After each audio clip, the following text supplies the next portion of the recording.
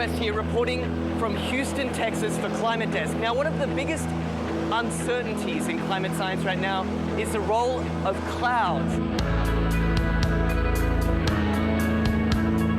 What better way to work that part out than flying right through them? That's what NASA scientists aboard this airplane think. Welcome to NASA's biggest airborne laboratory. You're coming with us today on an 8-hour NASA flight mission. When you read these big IPCC climate assessments, what's the biggest uncertainty? There's two, right? The role of aerosols and clouds. Clouds is probably bigger than aerosols. That is a piece of a puzzle that right now we are missing. You can't get the models right if you don't understand the chemistry and the process. Now we're being told we've got to get on. The doors are about to shut, so let's go aboard.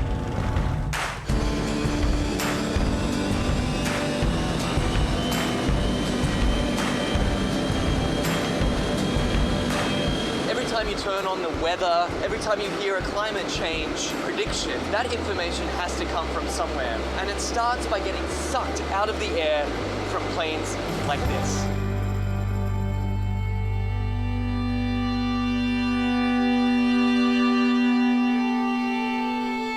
So this mission is to try to understand the emissions from the surface, so mostly biogenic emissions, so from trees and other plants.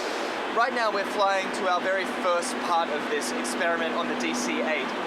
Over Arkansas, there's a particularly pungent bouquet of emissions that scientists are interested in measuring. Well, these emissions lead to both aerosols and to molecules that both destroy and create ozone. So these are very important things to understand for climate studies. How it will manifest itself, it will be in more accurate and more reliable predictions. So what we're doing is taking a series of flyovers, each at a different level of the atmosphere, scooping up those emissions, testing them, and hopefully scientists are going to see exactly what's in this column of air all the way up. The data that we collect in one flight can keep busy 60 scientists and students for 3 years, 4 years. We're still studying data from data collected 20 years ago. In fact, this particular mission today is its most heavily equipped in its nearly 30 years of service. Each one of these consoles here is a specially equipped scientific instrument designed to collect all sorts of different data in real time. And this instrument here tracks the sun. We're looking at mist chambers. They're used to strip soluble gases. This black line is the CO2. It's about 390 ppm right now. We're putting these filters in the bags and we've got the aerosols that we trapped out of a certain amount of air. And so we're sampling up here about 150 liters a minute. That ultimately flows back into the operational models. It flows back into what goes on TV every day. Anyway, I got to get this sample going. You do it. It's a busy man at work. We can't let him rest. Well, get this. We've just spent 2 hours crisscrossing this one cloud formation. In, back out again, back in again. Then they grow, and we track them as long as we can, and then we let it go. Even one cloud can hold a host of answers to the mysteries of climate change. The patterns of, where the clouds are, what type of clouds we see, what kind of weather systems they're associated with it, that'll all be shifting in a shifting climate, in a world with climate change. Then the big spark is this, is when we actually get the meat on the grill. And then it will be some time to process it.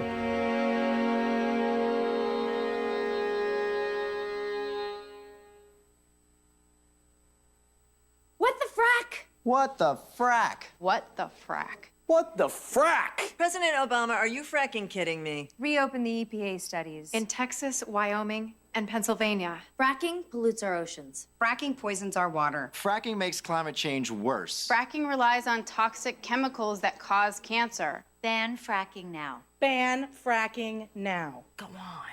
Ban it. Ban fracking now. Please.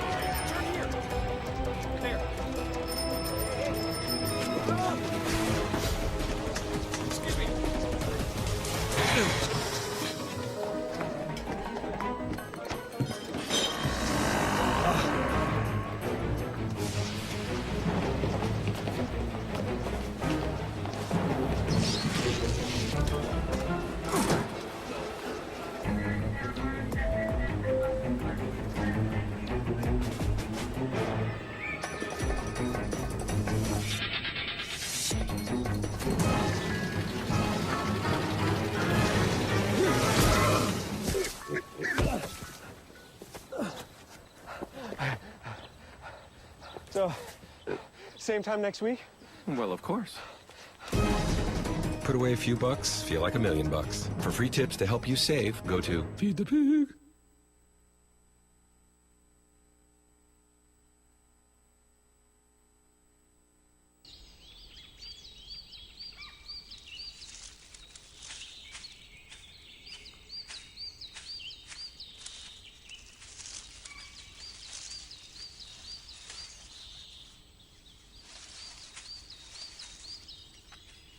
At Earth Justice, we defend the environment in the courtroom. Join our fight. When you take a seat, you take a stand. Earth Justice, because the Earth needs a good lawyer. Tune in to Gay USA with hosts Ann Northrup and Andy Hum for in-depth coverage of lesbian, gay, bisexual, and transgender news. Watch Gay USA every week, only on Free Speech TV.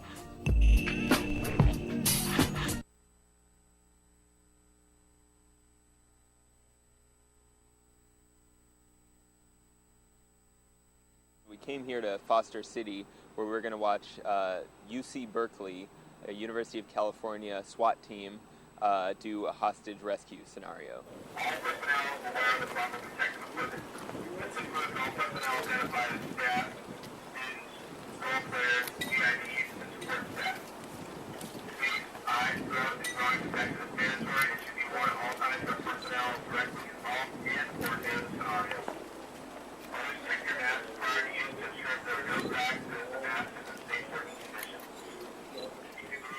Should I put the water in there now? Yeah, go ahead.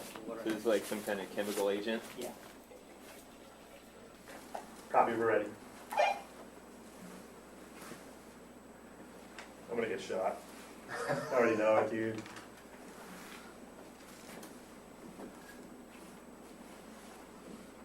Fiend's yelling at me.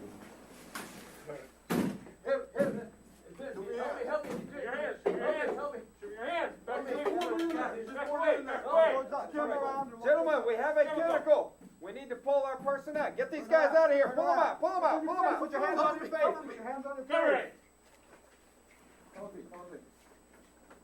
Keep him covered.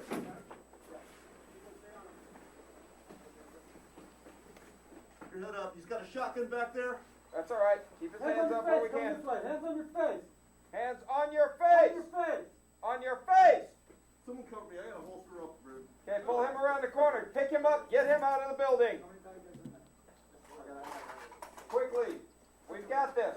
Just get that guy out of there. You, come towards us. Keep your hands on your face. Turn around. Face away from us. Back towards us. Quickly. Back up towards me. Quickly, quickly, quickly. Pull him out of the room. We're exfilling, Billy. Yes, we are exfilling. It was actually around 92, 94. There was an attack on the chancellor at his residence, which is on campus. And we realized at the time that we didn't have any resources to deal with that kind of threat when it took place. So, and I think about 15 years before, they had some kind of semblance of a SWAT team. So they regenerated the idea of activating a SWAT team. And then since then, you guys have kind of branched out to doing what kind of stuff? Well, since then, we train for everything. We train for every eventuality, barricaded subjects. Like I said, most of what we do is high-risk warrants. Okay. And it's something like it could be like a mugging kind of thing, just like on the street. Depends. I mean, like a mugging, but if it's armed, particularly. Right, an armed mugging. Yeah. Right. Exactly. Okay. And then obviously we're looking for training for anything else. That we might be faced with, and that's what's great about Urban Shield is we couldn't duplicate this on our own.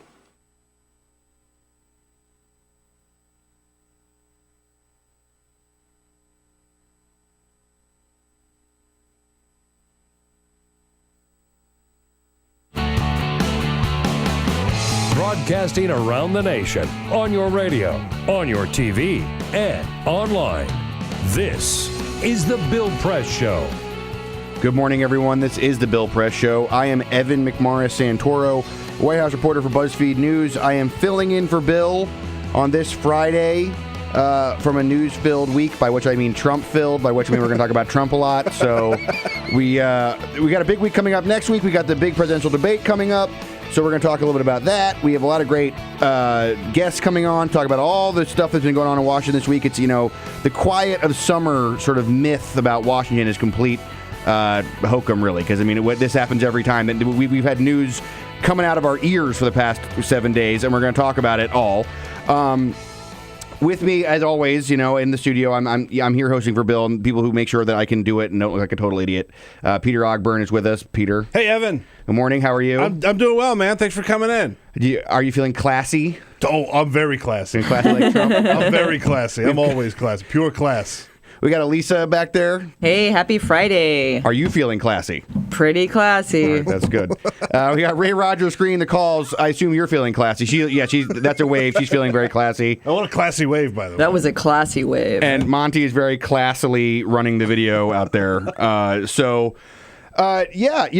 We have I want to talk about Trump so much. There's so much great Trump stuff to talk about, but I feel like we should hold off a little bit on it, right? We should not just jump right in. We should, because it's like a little morsel that we should give people that we have this great thing that happened that Bloomberg Politics did. They went to New Hampshire. They talked to a bunch of Trump voters, Trump supporters. They did what's called a focus group, right? You sit all these people down and everybody talks about why they like a person. They ask all these questions about it. It's kind of like a live in-person poll, and we have all the details from that poll and all this audio from it, so we're going to talk all about that, but we should let's talk about some other news first, right? Should we talk about some headlines first? Let's do it. Yes, indeed.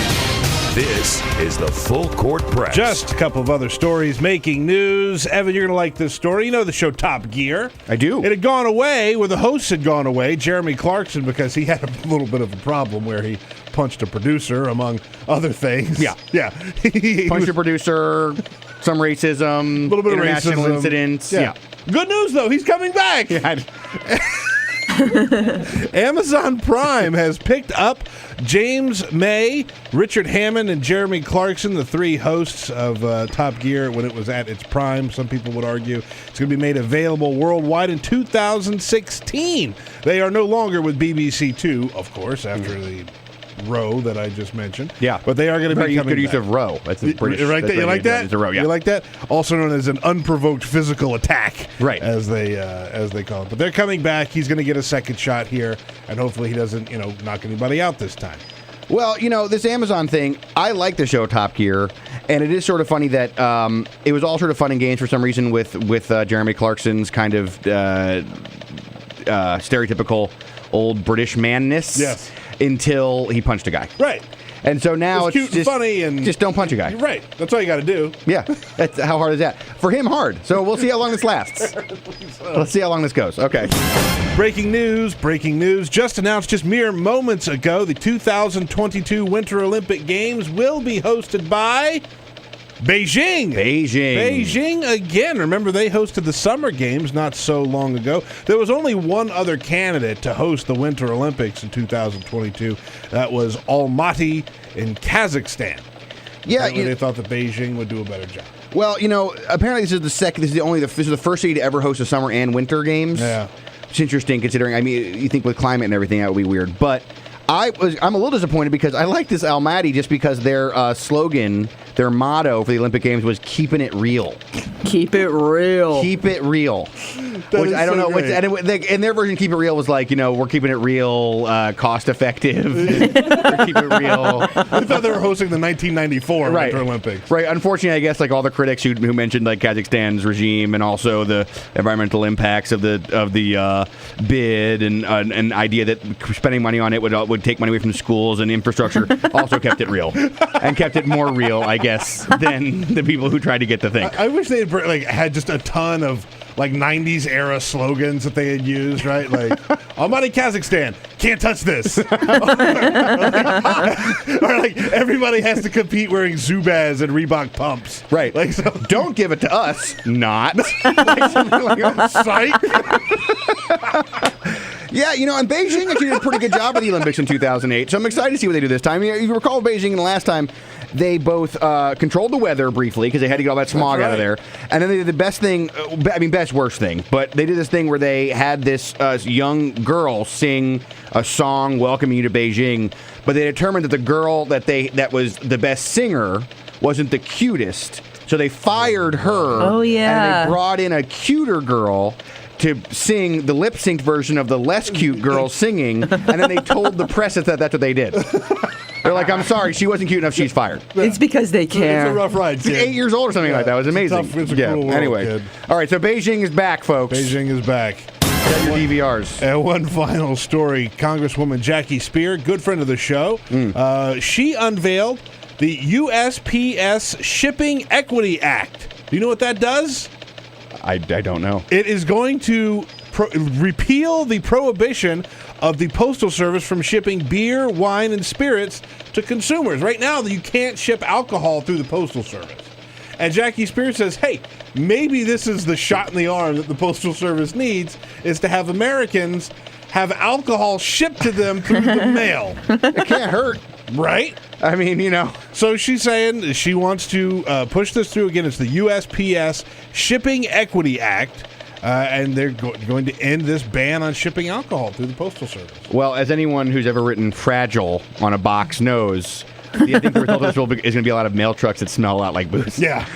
Yeah. A lot of damp boxes. Here's your mail. But that'll be good because now you can actually probably get wine, like Californian wine shipped to the East Coast, which is kind of nice. Sure. Yeah. You're excited about getting the booze shipped straight to your house. Huh? You don't even want to leave. You don't have to leave your house. I Exactly. want to know what percentage is going to be people ordering really nice, expensive California wine, and what percentage are going to be people who are just too lazy to get up out of their house and go to the store, and they're ordering, Boone's Farm to be shipped to their Can I house. make an on-air admission about that? Go ahead. Actually, so in D.C. here in Washington, we have a number of these tech startups come here, these app startups. So this app called Clink that comes around where you can order liquor from the liquor store, and the man delivers it on a bike to your house. I've used one of these. And you do it with your app. So one day, a few months ago, we had some friends over. We hung out. We had kind of partied pretty late at night. Woke up in the morning. Ended up sort of clinking 3 times over the course of like a 9-hour, 10-hour period. This guy. He's like, listen. Same guy? Yeah. Oh, yeah. Oh, yeah. Perfect. Well, it's not a very big startup operation. Of course, right. We end up emailing somebody. We end up emailing with the CEO of the company because something didn't arrive. So you got these people who are like drunk on Clink, emailing the CEO. He's biking over. Eventually, they give us like we now have like a reusable a grocery bag for all of our use. So now we can go to the grocery store and we can see, oh, you're the people who ordered. I thought they're going to give you like 3 times in 9 hours. There are like 30 people in the world who have like the Chipotle black card. Yeah. You can eat at Chipotle for free. You're going to get the one for Clink. I really hope that's not true. 3 times in a 9-hour period. It's super convenient. No, listen, I'm excited. I mean, I'm excited. There's all this craft beer going on, all this craft booze going on. Let's get it shipped. Let's put it in the mail. Yeah, I agree. Let's do it. All right. Can we mail it to Beijing when we cover the Olympics there? That's the We should big mail question. it to Kazakhstan. They need it. That's they're it. The losers. All right. Well, let me start out before we get into this. We're going to talk about Trump, and I don't care. People at home are waking up. I don't want to. No, yes, you do. It's really good. You want to talk about it. It's great stuff. And besides, this is actually the exact time. Like the reality is, now is the time to talk about him. There has been maybe weeks and weeks where we can say there was a little bit of overblown coverage. But we're heading into the first presidential debate for the Republican Party next week, I believe next Thursday in Cleveland, Ohio. And the thing is, there was a question as to whether this Trump boom that had started early, when he declared, was going to last through the time of the debate. Whether it was going to make it, whether he was going to be able to roll all the way through as the front runner in the Republican field, sort of scaring everybody over there, including the party leadership, the front runner candidates. There was a question whether he would sort of make it after some of the outlandish things that he said about John McCain and other things. And it turns out that based on the polling, he has survived. He has survived through all the early phase. He now is a huge poll leader in New Hampshire, Iowa, other states, nationally. He's really huge, which means that for the candidates that are going into this presidential debate, they have to try to engage him in some way. Now, it was possible he would just sort of be in the back at this point, but he's not. He's in the front. And so this is why this is now it's exciting because it's fun to talk about Trump as a political reporter, but it's also legitimate in that it's an interesting sort of moment for the Republican Party. So I want to start off before we talk about it by asking the listeners at home to call in and say, do you think that Donald Trump will remain the front runner after these debates? Do you think that the other Republican candidates will be able to damage Donald Trump during this debate in Cleveland, and take him out of the front runner position heading into the rest of the primary season. So if you have an answer to that, call us at 866-55-PRESS. We'll talk about it. Let me sort of give you some fuel to think about this as you think about this question. As you mentioned before we did the headlines, Bloomberg and a polling firm, a bipartisan polling firm called Purple Strategies, went to New Hampshire and sat down with a dozen, I believe, Republican and independent voters who are public supporters of Donald Trump. And they went and they sat on camera and they talked about Donald Trump and why they like him. It was a pretty fascinating group. I mean, it was. If you watch the video, which I did, the group is very varied. You have sort of young. You have a young woman. You have sort of an older guy. You have. I mean, they're all. I think they're all white. I think that's right. I think they're all white. Money on that. And they're mostly identified with the Tea Party, but they are. The group here I'm looking at. They're all white. But there are some women. There are some younger people, and there are some older Republicans as well. But it's not, just one type of Republican. There's all sort of different ages and things like that. So let's listen. We pulled some audio, or I would say Lisa pulled some audio of what this sounded like. So let's talk a bit about. Let's play the clip of people talking about why they like Donald Trump. They're talking about how he sounds and why they like him. He speaks the truth. And what truth is that? When he talks about especially immigration control and the border, he doesn't care what people think. Unchoreographed. He is honest. I like his roughness and little Reagan-esque. He's not a politician. He's not going to be, like he said, I won't be bought off. Trump is a threat. Yep. Because he doesn't fit in the same box all the other Republicans are in. He's like one of us. He may be a millionaire, which separates him from everybody else. But besides the money issue, he's still what everybody is wanting. That's a Trump ad. That is a Trump ad. The Trump ad, Reagan-esque. What's so funny is, not that long, a couple of weeks ago, I was in South Carolina, and it's easy to get stuck in this bubble, right, of making fun of Trump and covering him as the novelty that he can be. Mm-hmm. But I heard I did the obligatory run through all the old bars I used to go to when I was using a fake ID when I was at home, and I heard that over and over and over and over and over again. He's a businessman. He doesn't take any grief from anybody. He speaks his mind. We need someone who's not a politician. I mean, they're real thoughts. This is really happening. Yeah, what's amazing to me about it actually is, I think the person who must hate to hear that montage the most is someone like Mitt Romney, right? Yeah. Because Mitt Romney is really rich. Yeah. And he is his whole sort of the idea his campaign tried to put forward is that he was not a politician. He was like a technocrat. He did this one job in politics, and that he was a person that was, willing to sort of take on a bunch of different issues. He spoke the truth, like they're saying here, and he was supposed to be able to connect to people because he was, people. The biggest knock on him afterwards is that, well, privately he was so human, and on camera he just wasn't. Yeah. And so it's interesting because, all this bombast that Trump does, it just seems to really fuel the supportership that he gets. Now, the thing is, too, so it's cool to play that first, because you listen to that first, and then because a lot of people think that what Trump is doing is just sort of out there, and he's not paying attention to what he's doing. He's just kind of out there, running his mouth, saying what comes to the top of his head. But if you listen to those voters and what they think about him, and you listen to what Trump says about himself, all right, where he talks about the issues that he's brought around and how they've impacted people, he knows what's going on. So we have audio of that, too. He was in Scotland, I think, yesterday at one of his golf courses, talking about the issues and talking about why he's doing so well. I'm number one in Nevada, number one in North Carolina, and number one nationally. But very importantly, I'm number one with the Hispanics. Well, that was not indicated by this focus group, and also we should say that in polls he is in fact not nationally number one with Hispanics at all. I didn't think that was true, but it could be just the I believe he may have been talking about the sum of Republican voters. Yeah. But he talked about some of the issues. We have that stuff too. Can we play that? We got that other clip. Illegal immigration in the United States is a huge subject, and I brought it to the fore, and everybody's thanking me for it. And I think that's one of the reasons. I think that's one of the reasons. That's one of the reasons I became number one in the polls. so he knows what's going on. That's the thing, is that a lot of times these guys that he's been compared to, I covered 2012 very extensively, and 2012 was a cycle of everybody getting a ribbon day, kind of. Everybody got to be a front runner at some point, and guys like Herman Cain, who got to be front runners, and Rick Santorum and stuff, they oftentimes didn't really know why they were number one, right? So Trump knows. Yeah, and that's, I think, really interesting, and that's why I think leading into this debate next week, Thursday, on Fox News, what we're going to be seeing is something really interesting because we're going to see a guy with a legitimate base of support, who understands his base of support, going into his biggest forum yet. Going to do great in the debate. Interesting. I really do. I think he knows how to handle himself in a forum like that.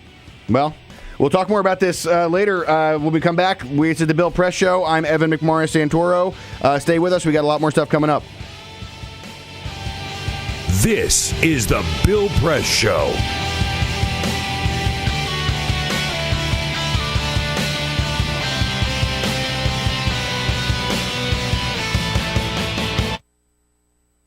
Silicon Valley's Santa Clara County is often portrayed as a role model for the rest of the country. The county has some of the highest salaries and most expensive real estate in America, thanks in large part to the phenomenal success of tech companies such as Google, Yahoo, Intel, Adobe, and of course Apple, the nation's wealthiest and most profitable company. But Santa Clara County also has a more unseemly distinction. I'm standing near downtown San Jose, inside what is by some accounts the largest homeless encampment in America. The Jungle, as it's known, occupies a 65-acre stretch of creek where about 300 people live in makeshift structures. It's less of a homeless encampment than a full-blown shantytown. This being the largest homeless encampment in the United States, and us having Silicon Valley with Steve Jobs and all this cash, we're not supposed to have this kind of homeless problem. You know what I mean? I done been shot with a pellet gun like 4 times, attacked with baseball bats, my house set on fire. This is like hell on earth. I mean, this is like something you will not see. You have to see to believe, actually. It's like fourth world conditions.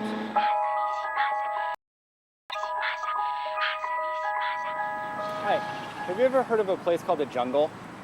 Sorry? A place called the Jungle, have you heard of it? We're not making enough money really for conventional homes or housing, and we make too much money for subsidized homes. So we're kind of, floating between the oil and the water.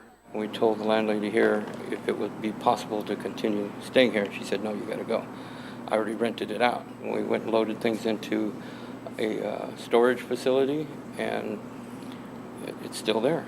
And all the campgrounds and things that we saw were too far out of the city, like KOAs and that sort of thing. So what we decided to do was to move into the Jungle. So that's what we did. A few days ago, a woman named Lydia Hernandez was robbed inside of her tent. When she refused to hand over the money, the robbers slit her throat. When she still fought back, they bashed her head with an axe. She died a few hours later. Residents say that the police never come into the Jungle, so they have to fend for themselves. There's no law down there except our own, right? So we could smoke dope all day in the open. The dope dealers ain't scared because they're secure. We go to the Fairmont Hotel and have a brunch or do a philanthropy. That's not going to cut it. We need billions of dollars to go into the inner cities and go into the jungle. Silicon Valley, the Bay Area is known for its innovation, its progressive thinking.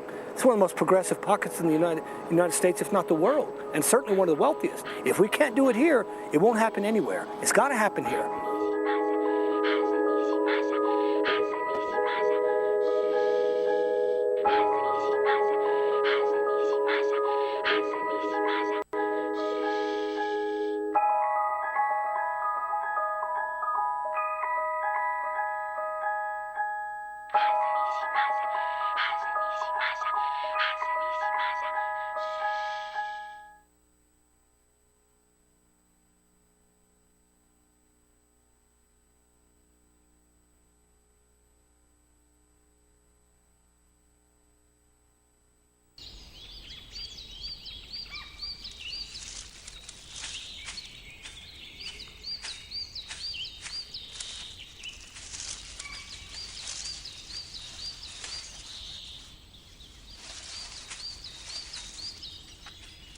At Earth Justice, we defend the environment in the courtroom.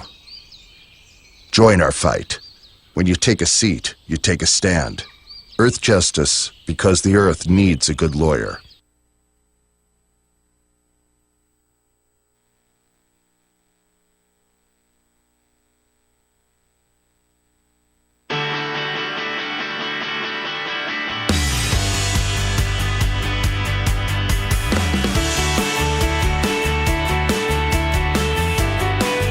On your radio, on TV, and online.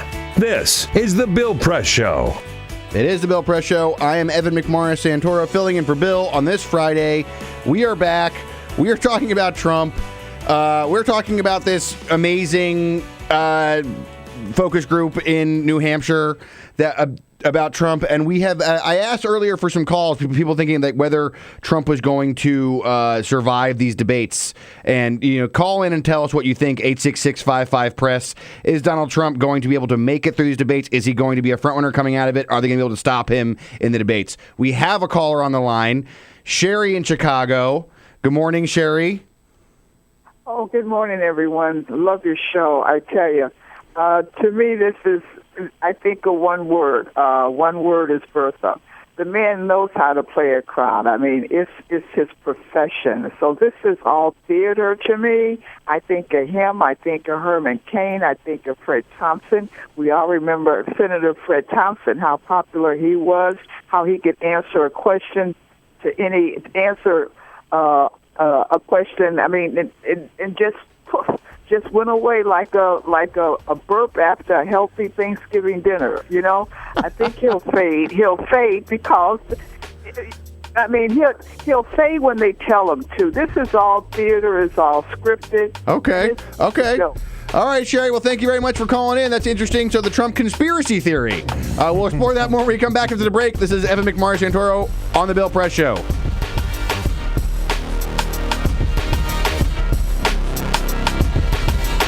This is the Bill Press Show. Officer, were you the one who arrested me? Gonna shake my hand?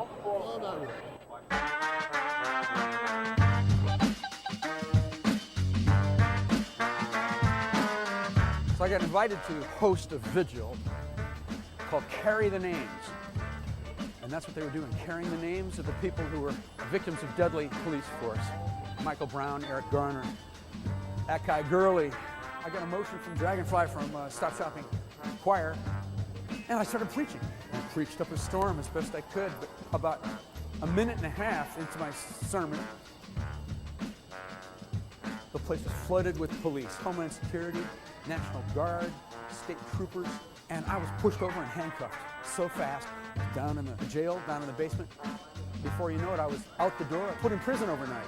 The next morning, I'm in court. The same thing happens. I'm just rushed out of there. Then our lawyer, Wiley Steckler, gives me this iPhone. And there, in black and white, in the Gothamist, a popular paper, is this charge by Adam Lisberg, the MTA law enforcement spokesperson for this grand place. His quote is that I, Reverend Billy, physically attacked a police officer. Unbelievable.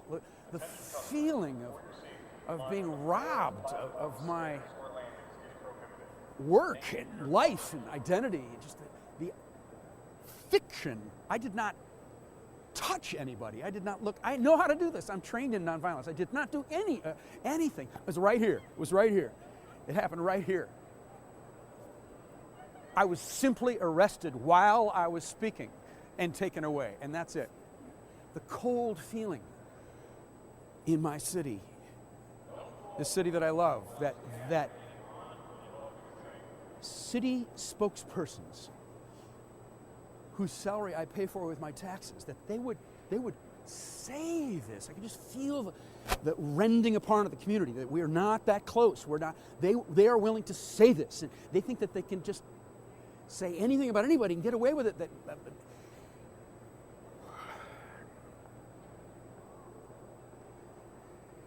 So we have something in the Church of Stop Shopping called radical forgiveness. Amen? Cops and bankers love their children. I forgive the police. We gotta love them too. Cops and bankers love their mothers. But I'll stay radical. We gotta love them too. But we'll wake up every morning forgiving each other, reaching out, touching, telling stories, having humor, being in a community together, sharing our children, sharing the streets, sharing the climate, being in this city together. But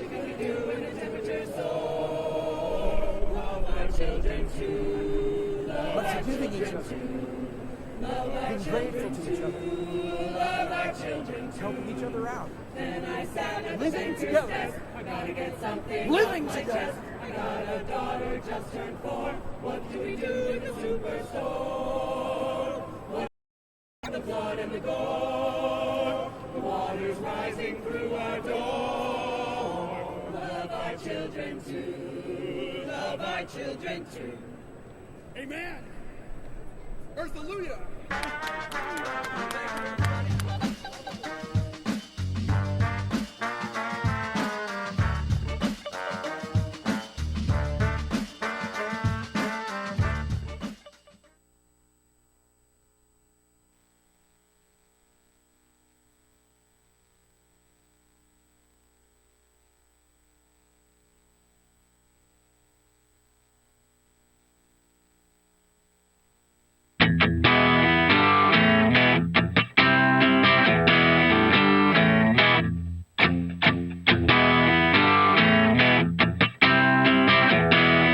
The most valuable morning radio show, according to The Nation magazine. This is The Bill Press Show.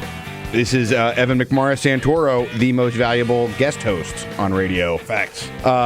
Filling in for Bill Press. We've been talking a lot. So we've been talking a lot about this Bloomberg focus group in New Hampshire about Trump because it's so amazing. It's just so amazing. You have to go online to Bloomberg Politics, find this, watch it. Just because when you dig into the reasons why this man, why Donald Trump is popular and why his popularity is holding on, it's really, really fascinating. Just because of everything that you think should be a liability isn't. Everything you think you think these voters don't know what they're talking about. They do know what they're talking about. Let's talk a bit about the liabilities that Trump has had. Here in Washington and here in the sort of commentary, the quote unquote Acela corridor, everyone talks about, Trump's bombast and his really out there comments and his racist comments and his, sexist comments and his, just sort of really wild commentary and believe that these should take him down. And they haven't. And the panel, the Bloomberg guys that ran this focus group, asked the voters at the focus group to talk about what they thought of some of these problems that Trump has had, specifically the comment about rapists and about Mexicans coming across the border that they're mostly racists, or many of them racists. When he referred to some illegal immigrants as rapists, that bothered people, didn't bother people? What was your reaction to that, or did you not even really notice it? Didn't bother me. I didn't know. Didn't bother me. Didn't bother me. He said he'll put a wall down on the southern border. Right. When you talk about common sense, that's a common sense thing to do. Common sense thing to do. I mean, these are people like this man's issue. He's connected. Well, it's like so many people can see his comments as race baiting at best, racist, flat out racist at worst. But there is a large group of people out there that they think that it's only rapists and murderers that are jumping across the border to get into the United States. Like they believe that. Right. They agree with Trump. They go farther than Trump would. Right. And it's not a small group of people. Right. It's really not. Right. And when Trump does, when he talks to these substantive issues, when he's running around talking about Lindsey Graham's cell phone number and Rick Perry having glasses, trying to sound smart, trying to challenge him to a pull-up contest, all that stuff, those things.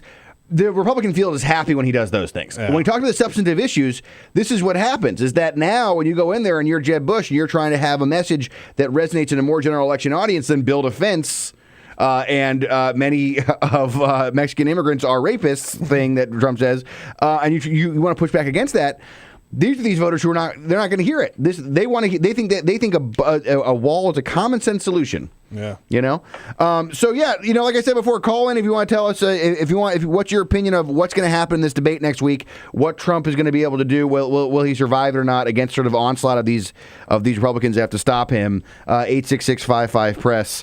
Let's play one more clip from this thing. These clips are amazing. Amazingly so. Trump's sort of outsized personality, the gold-plated bathroom in his plane, the gold buildings, the gold hair, everything.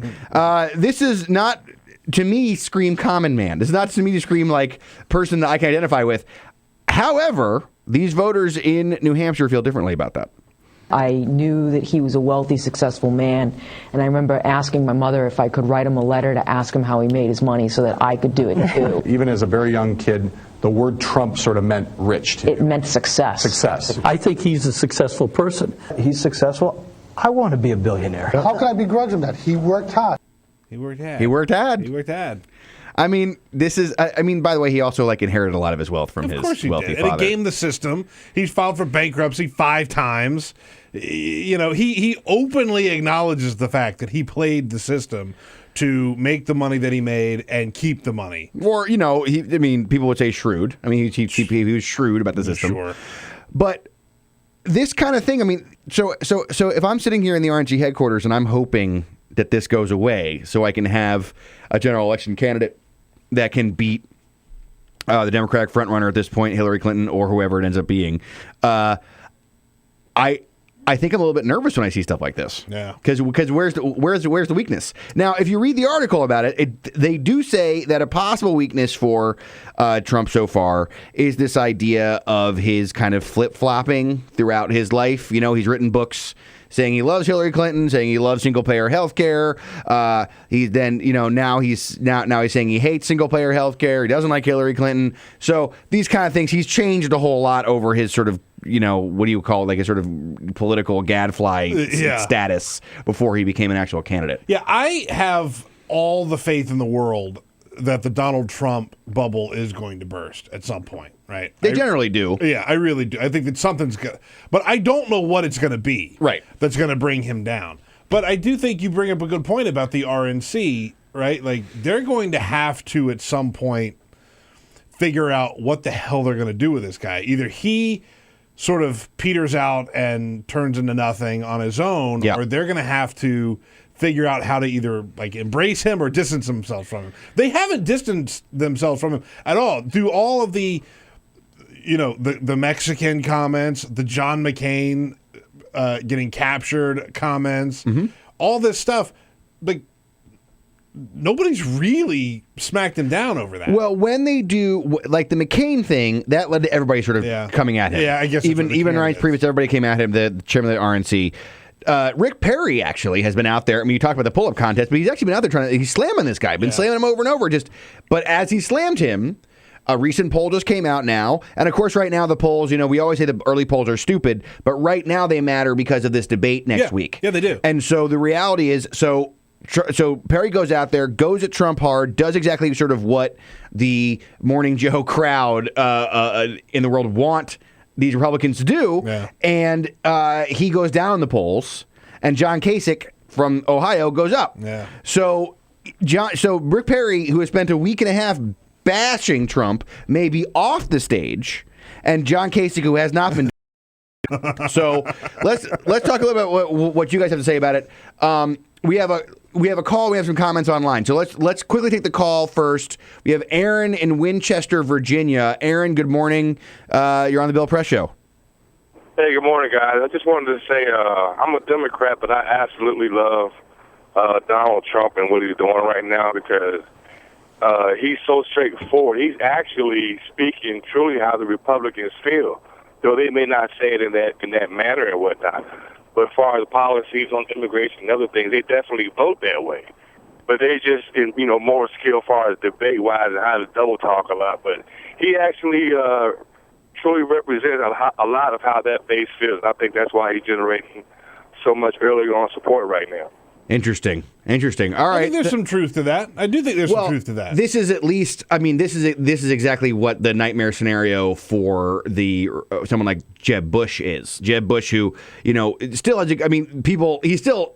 The best funded candidate, the establishment candidate. Let's say he comes out with a nomination. If a lot of people believe what Aaron believes, Aaron, of course, being a Democrat, probably not as inclined to believe Republicans anyway. But if they come out believing that Donald Trump spoke for the Republican Party, that means the inroads that they're hoping to make with Latino voters and other minority voters, women, things that they lost so badly in 2012, will be very difficult to do if the Donald Trump rhetoric is what people believe the Republican rhetoric is. Ricky from Douglasville, Georgia. Is that right, Ricky? Am I reading that right? Yeah, that's correct. Douglasville. Okay. What do you got for us on Trump? What do you think? Well, I mean, I agree with the other guy. I mean, I see it a little bit different from him. But Trump is saying what people think, and he doesn't need the lobbyists. He's got his own money, so he don't have to worry about, well, if I say this, nobody's going to give me money. He doesn't need that, so he's saying what he means. Will he make president? Probably not. But my other question is this. The definition of racism is a person that feels by virtue of their race they are superior. Do you really think that he's a racist? He may be a bigot. You may call him prejudiced, but a racist, we throw that word around like it's mean. I mean, and we as black folks do it too. Just throw it around. That's what it means. Do you really think he feels by virtue because he's white, he's superior? All right. Well, thanks for calling in. I don't know that I'd go so far as to call Donald Trump a racist. I don't. I think that he is racially insensitive, but I don't think that he feels like he's better because he's white. I think he feels better than black people. I think he feels better than Mexican people. I think he feels better than most white people. I think he just is entitled in general. Yeah, I mean, I think a lot of people thought that comment about Mexicans coming over the border being rapists and criminals, and first of all, statistically, it doesn't bear out, right. And it has extreme overtones, to say absolutely. the least. Yeah, absolutely. Hey, by the way, we're streaming on Talker TV. You can find us at youtube.com/Talker TV, TAWKR TV. And we also have a great little chat room there. Yeah. You definitely should go and join in. If you're going to watch the show, you should join in the chat room. We get lots of great comments there. Wayne chiming in asks, will Trump survive the first debates? Yes, yes, yes. He is the face and attitude of the GOP.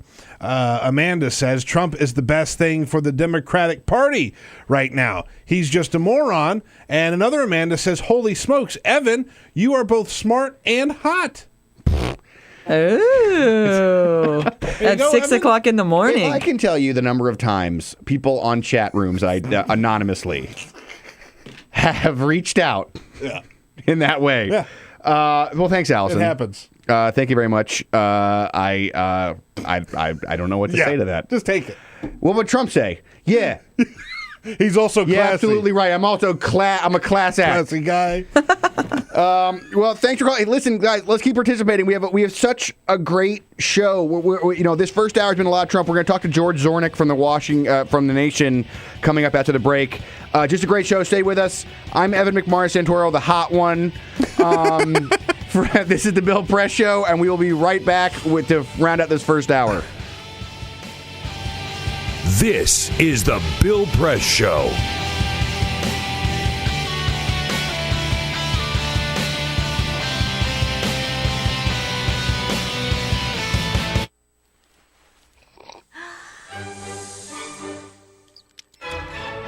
When I started learning about nutrition, about which, by the way, much less is known than you might think, I learned that what mattered most about one's health was not necessarily the nutrients, good or bad, that you were consuming or staying away from, or even the calorie counts. But what predicted a healthy diet more than anything else is the fact that it was being cooked by a human being and not a corporation. Corporations cook very differently than people do. They use vast amounts of salt, fat, and sugar, much more than you would ever use in your own cooking. And the reason they do that is those are three incredibly attractive and incredibly cheap ingredients. And when they're layered properly, as in a chip or pastries and forms of junk food, they're incredibly addictive. They really press our buttons. They activate our dopamine network, our cravings. And in fact, people in the industry, they don't talk about addiction in the food industry, even though they traffic in addiction. They talk about craveability. It's the same thing. And snackability is another term they use. It's a lovely word. And then the last point about corporate cooking that's important to understand is they cook different stuff than you do at home. What they're good at, in general, they don't cook that well, but things like chips, they cook incredibly well. And here's a classic food that if you make it yourself, if you've ever made French fries, you have to wash the potatoes, you have to peel the potatoes, you have to slice the potatoes, you have to fry them in a lot of oil, you have to spatter your entire stovetop, you have to clean up, and then you have this pot of oil you have to get rid of. I mean, it's really difficult, and it's a pain. They're wonderful, but it's a pain. And if you make them yourself, you'll only eat them every 6 weeks, 2 months, because it's too much work. But when you let corporations cook for you, it's so simple and so inexpensive, and they're really good, that you will have them twice a day, as many people in America do. So you see the kinds of foods you end up with are these labor-intensive foods and desserts. These special occasion foods become everyday foods when we let industry cook for us.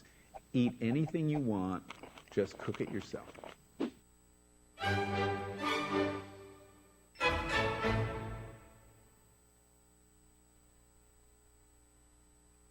So, I'm kind of new here, but I've noticed a trend.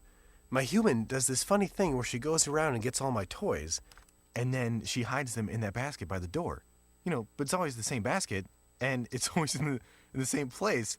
And then she acts so surprised when I find them, but, you know, she's putting them in the same basket. Again. It's like, hello? That's where you put it last time. You were the worst at hide and go seek.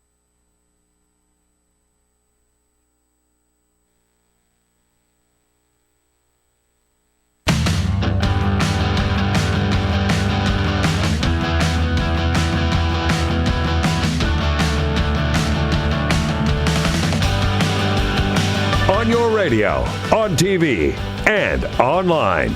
This is The Bill Press Show. This is The Bill Press Show. I am Evan McMorris Santoro, White House reporter for Buzzfeed News. I am filling in for Bill yet again. Always one of my favorite things to do is to fill in for Bill, and this has been, I think, one of the best that we've had. I mean, this has just been a rip-roaring first hour, I think. Good stuff. And we are ending the first hour with just like just a great guest. George Zornick is the Washington editor at The Nation, at thenation.com.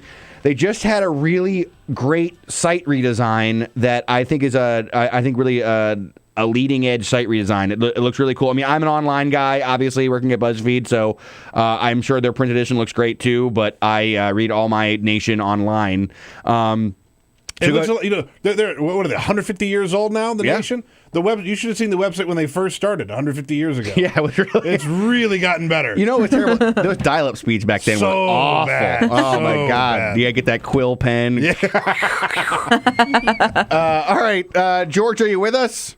Yeah, I'm here. Hi, Evan. Are you coming with us over your 150-year-old DSL line or whatever they use? Yeah, that's exactly. I've got the ear set and the crank on the phone, and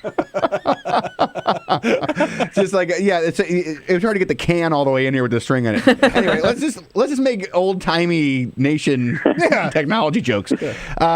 So, George, we have been talking for the past, 45 minutes or so about Donald Trump and specifically about this Bloomberg focus group, which you may or may not have seen up in New Hampshire, and what it maybe tells us about what's going to happen next week in this debate. So I wonder if you could just sort of give us your view at this point of where Trump is heading into next week's debate, if you feel like the Republicans are going to be able to knock him out, the Republicans like Jeb Bush, I think, that are sort of desperate to see him go off the stage.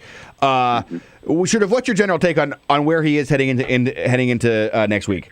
I think it's always sort of dangerous if you're leading in the polls heading into the debate, because that means you have a huge target on your back, and the other candidates want to try to knock you down. They want to make you sort of have a Rick Perry moment from 4 years ago where you just embarrass yourself so much that you are sort of disqualified, or you say something that really irritates the base. I think that's true no matter what. Now, particularly when it's Trump, because there's so much sort of angst amongst Republicans that he is, jading the race and distracting. I mean, keeping people's names out of the headlines, that there's really going to be sort of a free-for-all on trying to knock Trump down, because as we know, it would only take it's not hard to get Trump to do something or say something that is completely ludicrous. Now, that said, I've thought about 4 or 5 times that he has done or said something that should disqualify him, or you would think would be, oh man, that's a huge mess up, like that's it for Trump, and then he keeps going. So it's an interesting strategy. I don't know what you do to get him to say that's already kind of dumber than what he's already said. Right. And there is a certain very fervent part of the Republican base which clearly likes Trump and is buying what he's selling. So you don't want to go too far on that, because you end up irritating these people even further. And kind of the more you attack Trump, sort of the stronger he seems to get in some cases. Do you get a sense? Have you seen anything strategically that makes you that might give us hints as to what people might say when they go after him in the debate next week? Do you have any idea? Have you gotten a sense at this point of what the candidates are going to are trying when it comes to trying to diminish him?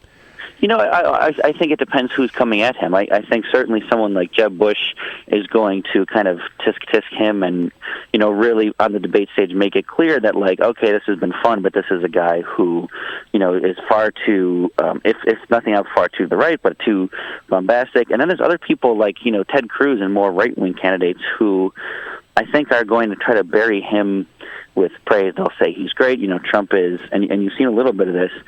Trump is, he's got a real connection to the voters and everything, but he's not a doer. He hasn't actually done anything. Either I'm a governor or I'm a senator, or you know what I mean? Like I think he built a lot of really classy, huge buildings, George. I don't know. Right. Listen, let me ask you one final question here. You used to work on this great show. I loved it. It was on IFC, this media project show. I thought it was just a great show. Yeah. And I wonder if you could just quickly mention, do you think that the media has a role in this Trump thing, and if so, what is the media's role? Are they doing their job correctly when it comes to Trump? It's always sort of a chicken and the egg thing. With is it voters who are demanding more Trump coverage and the media gives it to them, or vice versa? I think it's certainly true that in this case the media is a little bit bigger of a factor, because Trump really doesn't have a national political organization. He just hired a national political director yesterday, I think. And so it's crazy that he's gotten this far without the actual kind of nuts and bolts that you tend to see from a real candidate. So in some ways, yes, he's media-driven, but it's funny because Republicans like to tisk and say, oh, it's the media, and in some ways the liberal media hyping Trump up. Really, I've seen Trump more on Fox News, and I've seen more segments on any other station. As Fox News is the ones, hyping him up, and actually, in fact, in many cases, giving him very favorable coverage. So, yeah, it's the media, but it's a bipartisan effort, I would say. All right. Well, thanks a lot, George. Thanks for calling in. Thanks for getting up early to talk about Trump. It's follow him online at G Zornick on Twitter. George Zornick, Washington editor of The Nation. This is the Bill Press Show. I'm Evan McMorris Santoro, filling in for Bill. We have a lot more coming up, a whole another 2 hours, in fact. Stay with us. This is the Bill Press Show.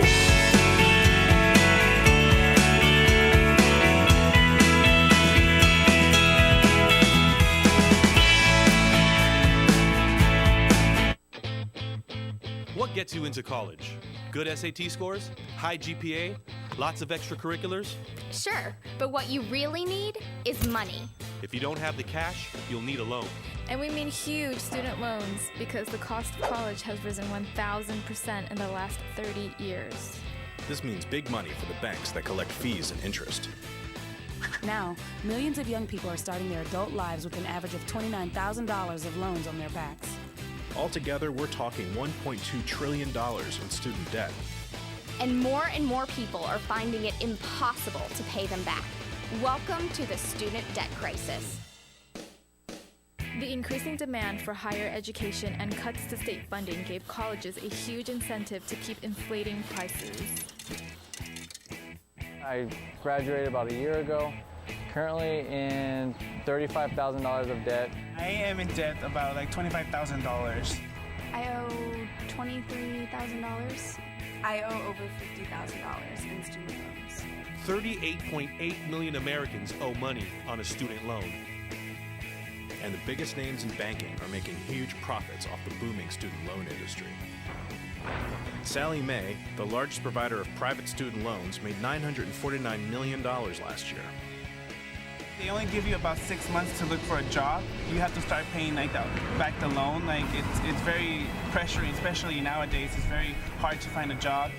Over half of the students graduating in 2012 could not find a decent paying job. They either had low-wage jobs or unpaid internships or were unemployed altogether. So you can't make the payments. You start incurring late fees, which makes the loan even harder to pay off. And it stays with you for years, even decades. Right now, a third of the people who started repaying their loans are delinquent or in default. That's 13.7 million people, more than the populations of Chicago, New York, and San Francisco combined. Worse, it's not just the borrowers who are in trouble.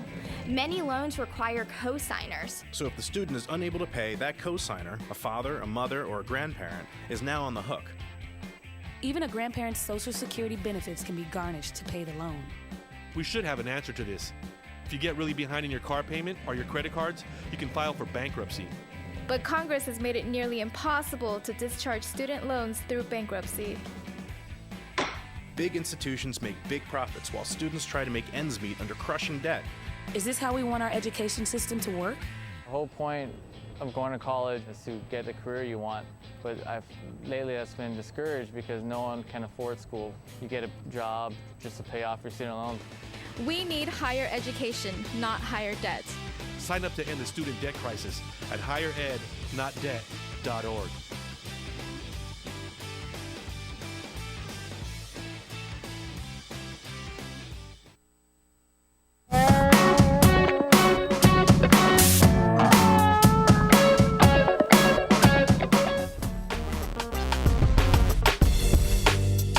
Oh, this is the Bill Press Show. I'm Evan McMorris Santoro. I am back.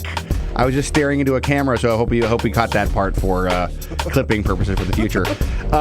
Listen, I neglected to mention that we have a really great show coming up, including a United States Senator, Sherrod Brown, will be with us. Sherrod Brown of Ohio. Stay with us to hear that interview and more of me hitting these breaks as well as I always do. This is the Bill Press Show.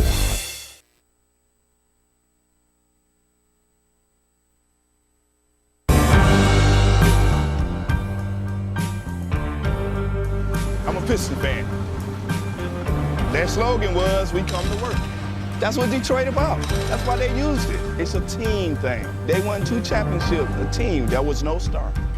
No mayor can come in here and be a star. It's a team thing.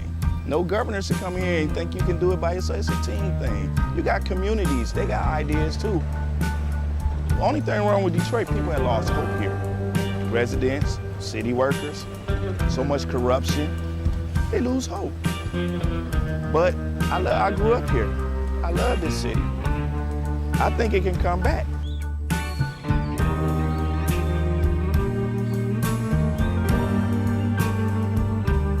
I've been working for the city 24 and a half years. Within the last 10 years, we've took 4 pay cuts and then an additional 10% wage cut. I've lost a home. When you take all of the decisions out of the city of Detroit, all of us, then what do you have? Exactly what we got. A lot of problems. Every time the city seems to fall into a problem, it's always on the backs of us workers. You wake up out of a dead sleep and you jump behind the wheel and take off driving and try to get everybody there safe, not knowing really what you're pulling up to. I'm not eligible for Social Security, so the pension is my sole salary at this point. We've been in business here 39 years. We've seen a lot of changes in Detroit. The area was a lot of industry, a lot of city workers. It's getting very tough for the city workers. It's getting tough for us as a business people. Response times are increasing because of the closing of companies, which takes your insurance right through the roof. So all the things that affect us affect the citizens. I worked for the city in different capacities for 29 years. I feel like an old jacket. They use me up and they throw me away. In my condition, nobody's gonna hire me. I'm 68 years old. Half the times, I can't get my blood pressure medicine. It's either feeding myself, blood pressure, or paying bills. $754. By the time they take all the deductions for I have my car insurance, my house insurance, and my health insurance taken out. So the time they take all that, I'll get about $300 after they take all that out. I don't understand it. I can't see how the governor is allowing this to happen and what they're doing and they want to blame it all on the seniors. Not only the seniors, but the city workers. And we worked hard. I know I worked hard. I've been in Detroit since 1946. I was 14 years old when I came in. I don't live large at all. I wish I could. I don't know when the last time I've been shopping. I only get $1,100, and I'm 81 years old, and I need every penny that I can get and that I do get. And I'm very, very upset about the idea of them taking away my pensions that I worked 30 years for. I think it's terrible that they talk about Detroit like they do, because Detroit has been very good to me. I have a lot of city workers coming in with their uniforms on, Detroit Water Department, Police Department, Fire Department. I get a lot of people, the Border Patrol come in. So if I lose that customer base, I'm going to be in a position where I might have to close down. If they take away their pensions, if they start cutting jobs, it's going to cut into a large percentage of not only our business, but other businesses that are in the city of Detroit. We're here. We've been here for 26 years. We're still trying to do business in the city. Detroiters are survivors. They tough. They adapt. But only can do so much when your politicians ahead of you and we're not on the same team. We're not going to let Detroit be erased, bulldozed, or wherever. We're going to fight to the bitter end. Detroit going to survive.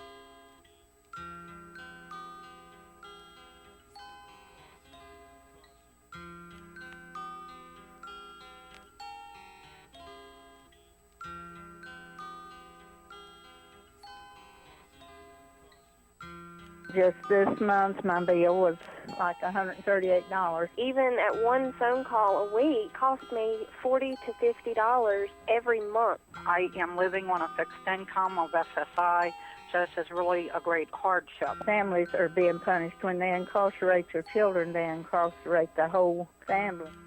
In 2011, the Media Action Grassroots Network, Working Narratives, and Prison Legal News founded the Campaign for Prison Phone Justice, an effort to call on the FCC to address the cost of interstate phone calls. The campaign mobilized prisoners to send hundreds of letters. Advocates and families filled out postcards, met with elected officials, and signed petitions. Partnerships were formed across the political spectrum and with groups in the criminal justice, civil rights, and public interest community. The film distribution company Participant Media and director Ava DuVernay joined the fight through a social action campaign tied to the release of the feature film Middle of Nowhere. In an effort to push the FCC to act, the campaign hosted a historic rally outside of the Federal Communications Commission where for the first time, families of prisoners, elected officials, civil rights and faith leaders came together to call for an end to predatory phone rates. We're all held captive when predatory phone companies gouge our families. My son has been incarcerated now for over 10 years, and my husband estimates that in the time we spent over $25,000 on prison phone calls. My hero's not yours, you probably arrested them. Your schools probably neglected them. They spawn thoughts, you probably infected them. Feed us what you feed us, you can lay us next to them. FBI call it major crimes. Babies making babies cry.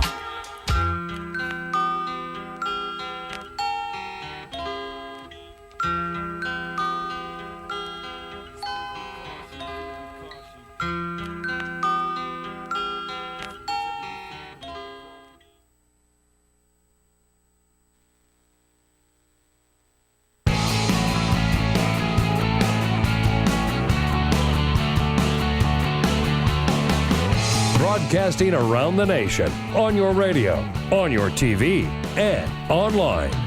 This is The Bill Press Show. This is The Bill Press Show. I'm Evan McMorris Santoro. It is hour 2. I'm filling in for Bill. I'm the White House reporter for Buzzfeed. Let's catch it all up. I'm the White House reporter for Buzzfeed News.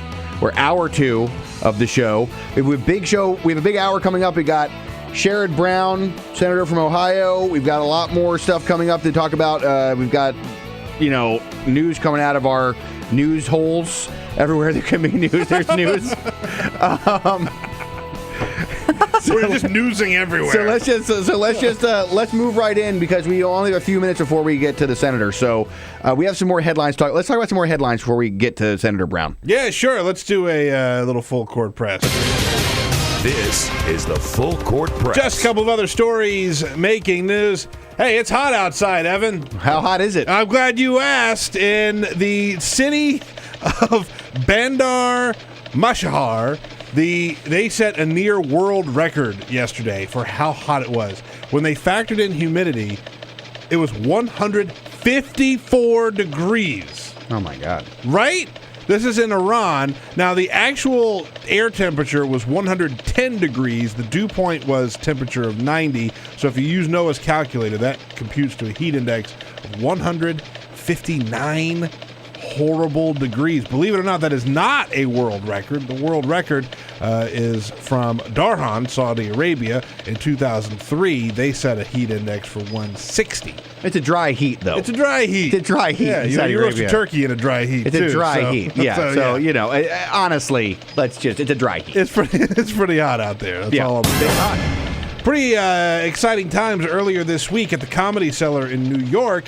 Louis C.K., stand-up comic, had a sort of surprise stand-up set. He just did a couple minutes of stand-up comedy, and then as he finished, an even bigger surprise. He looks out into the crowd and he goes, "Hey, would Stewart like to go up next?" Stewart was Jon Stewart. Jon Stewart got up and did about 10 minutes of stand-up comedy. He's only got about a week left on The Daily Show. He's just about done with that run. I imagine we'll see him start doing more stand-up comedy. But he showed up. He did 10 minutes. There were a couple people who tweeted about it, of course. That's cool. Said it was pretty good. Was there a video or Said anything? it was pretty good. Some people took some video. He showed up in a hat and a T-shirt. And just that is cool. Did 10 minutes. And this pretty good. This last run of Jon Stewart the past couple weeks, I've been watching the show. He's not doing what Letterman did. What Letterman sort of went out. I mean, he was done. Yeah. He did all the work he's going to do. He did all the work he's going to do. I mean, all praise to him and everything. Yeah. But he kind of eased his way. He kind of eased his way out. Stewart is hitting it. He's still going. Yeah, every day on the way out. He really is.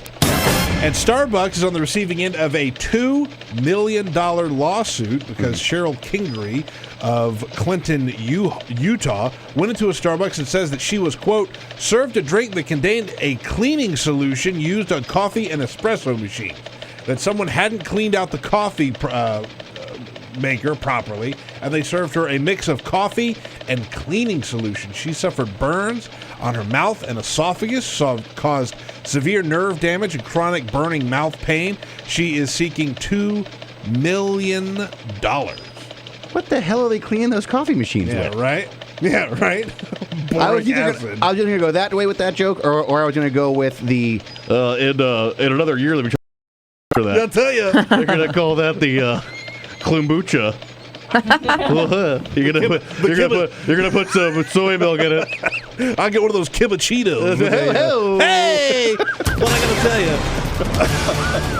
you? Okay, well... 10 minutes past the hour. That's right. It's 10 minutes. We're talking about clean buchas. The Bill Press Show. Now, so now that we've talked at length about future Starbucks products, let's move over to a United States senator who's making our laws for us in Washington right now. Senator Sherrod Brown of Ohio is on the line. Senator, are you there? I'm here. Good to be with you. Thanks. Good morning. Not going to Starbucks today. Apparently not. But I wasn't anyway, so what the heck? Oh, yeah, are you a local coffee guy? Yeah, more. I drink more, yeah. I don't drink a lot of coffee. Oh, really? Yeah, but just enough. I drink tea usually, and I just make it at home and carry it around. I'm with you. It's not really anything complicated or interesting. But I gave up coffee. I do the tea now. Good for you, I guess.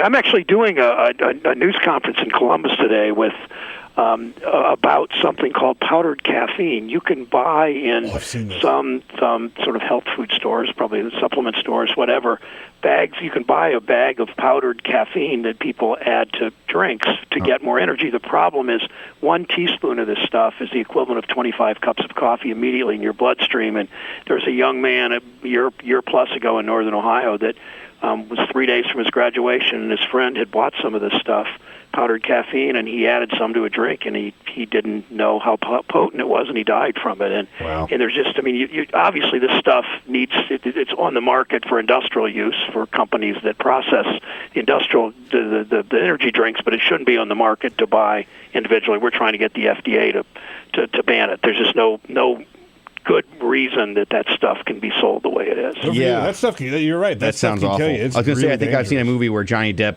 was flying that stuff across the Mexican border. Yeah, right. In a small plane. That's right. Telling it.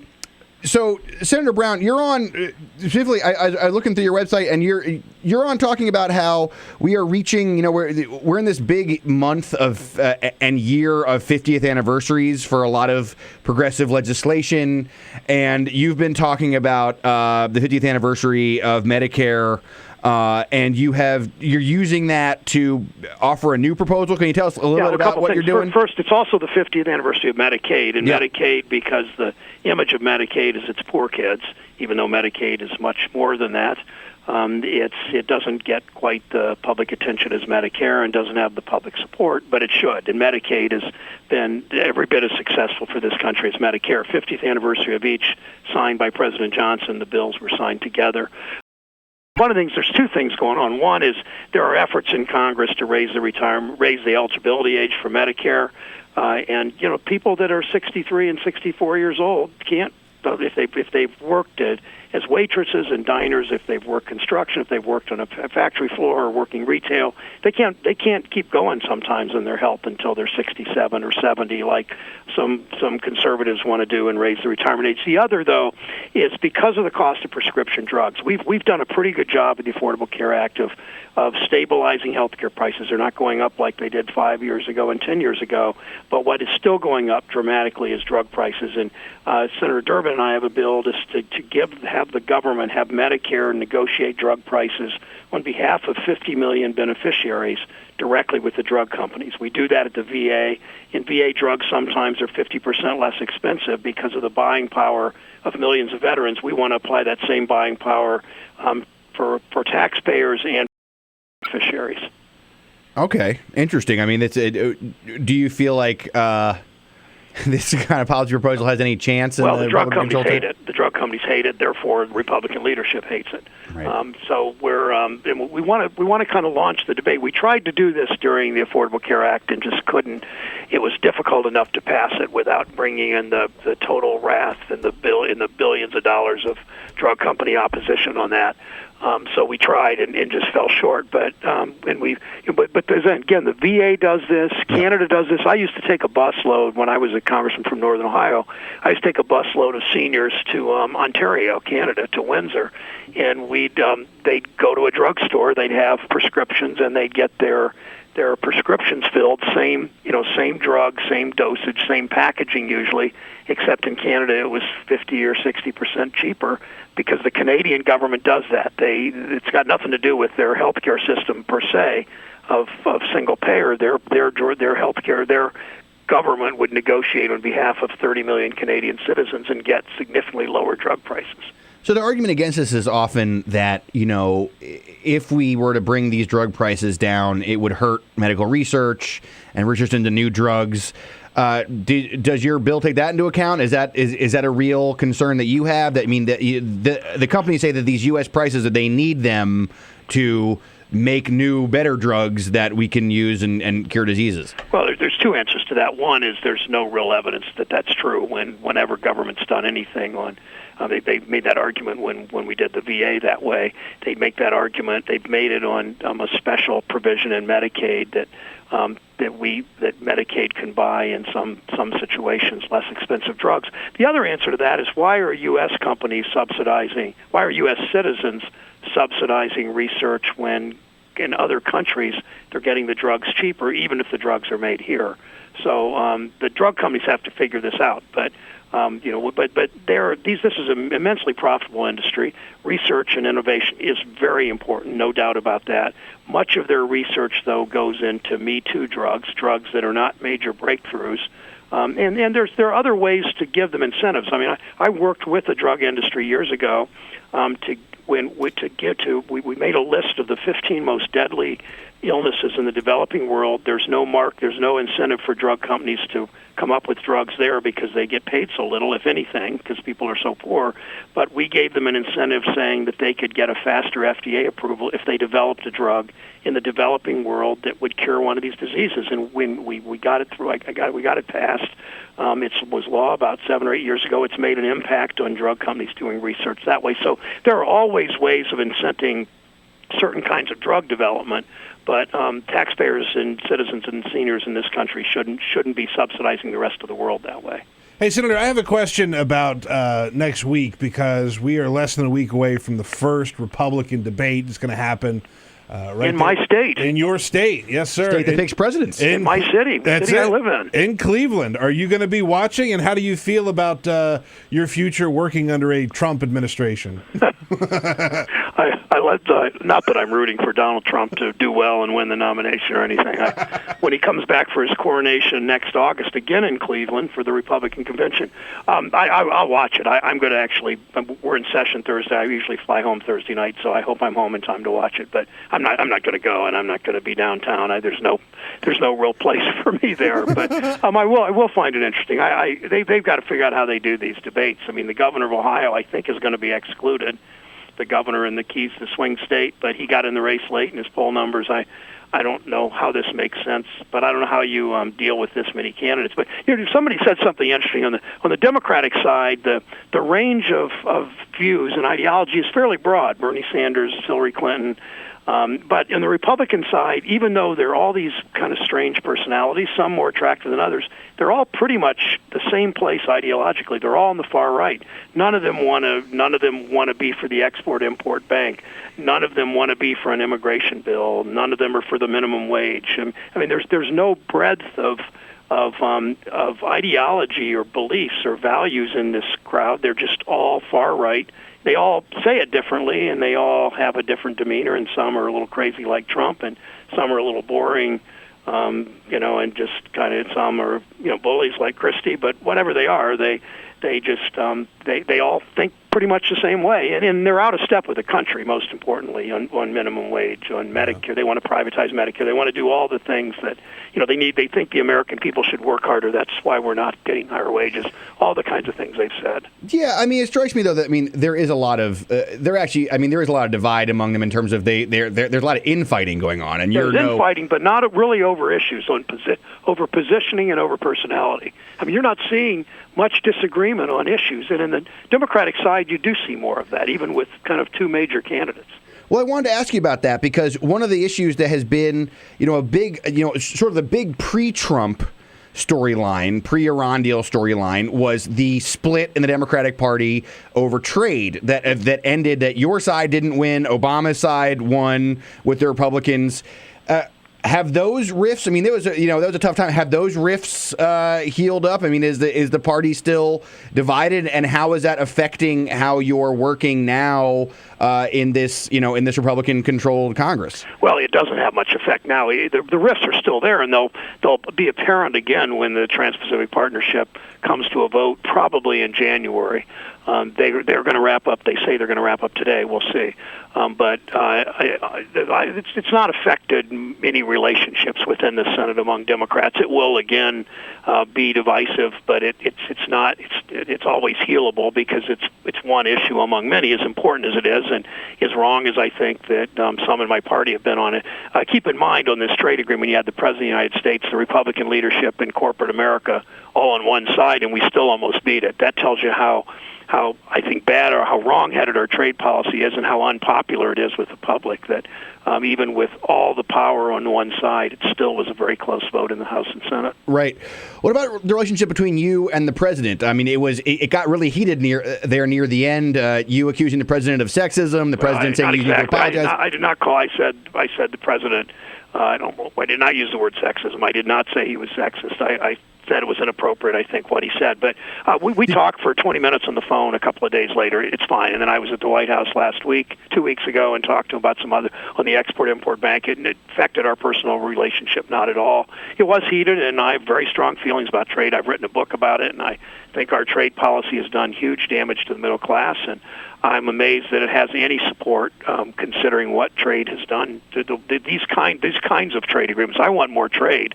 I just don't want it under these terms. Do you feel like you can alter? I mean, now that the trade deal is done now and TPP is going to come up in Congress, can you stop it now, or is it basically? Well, it's going to be a close vote again. It's hard. Okay. It's always hard. Again, you've got Republican leadership, the President of the United States, and corporate America pushing very hard for it. This is a huge priority for large corporations. They want to use trade agreements to dumb down environmental, food safety, labor standards. They know they can't weaken environmental standards even with the Republican Congress because of filibuster and because of the Democratic president.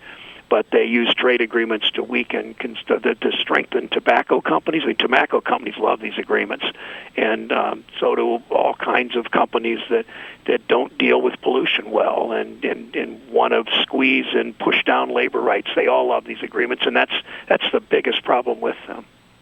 Okay, great. Well, Senator, thanks for coming on. I would encourage you to live tweet during this debate next week in your hometown. I think it'd be a worthwhile thing to watch. Yeah, totally. I'd like to know what you're seeing when you watch this debate. Thanks a lot for coming on, and we'll talk to you soon. Thanks, folks. See ya. Bye. That was Senator Sherrod Brown of Ohio. Maybe a little bit of news there. Maybe. Yeah. Still talking about trade. Still talking about Medicare. We'll put links up to all the stuff that he's been working on. This is the. I'm Evan McMorris Santoro. We'll be back with some more great guests after the break. This is the Bill Press Show.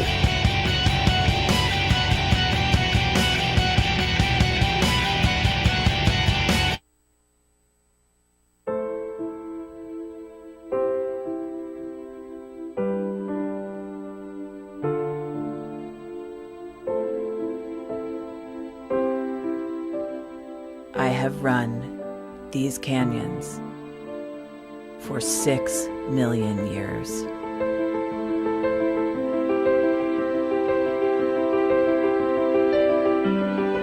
I have traveled from the Rocky Mountains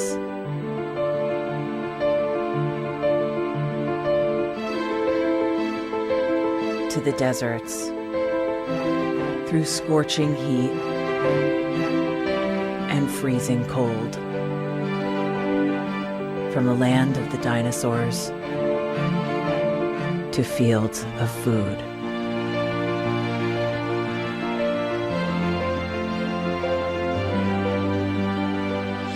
I lend my hand to 7 states, 2 countries, 9 national parks,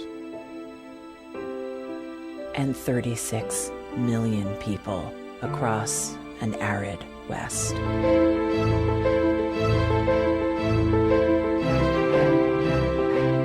am not the strongest or the largest, but I am the hardest working.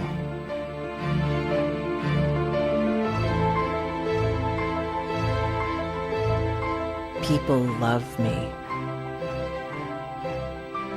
My playfulness, My beauty, my power,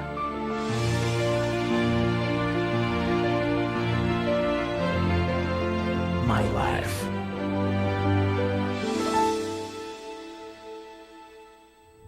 But I don't think I can offer any more. I am tired. I am tired, tapped, and tied. Of the hundreds of major rivers in the world, I am one of the few who no longer kisses the sea Battles to harness my soul have been won and lost. Use me wisely, and I will sustain you. Use me like you have, and I will break. My name is Red. The Grand River Red. The American Nile. The Canyon Maker. I am the Colorado River. Am the most endangered river in America.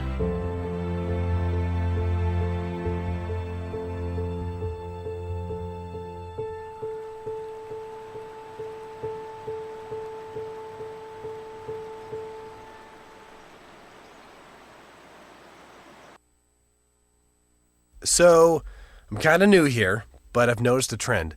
My human does this funny thing where she goes around and gets all my toys, and then she hides them in that basket by the door. But it's always the same basket, and it's always in the same place.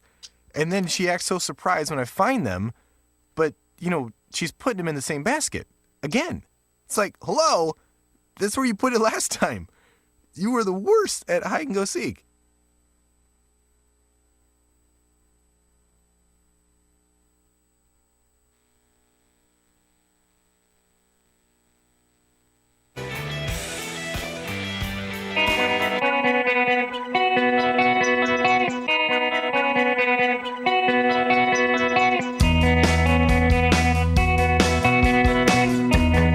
This is the Bill Press Show. I'm Evan McMorris Santoro, guest hosting for Bill. I'm the White House reporter for Buzzfeed News. We're just tearing through the first 90 minutes of this show.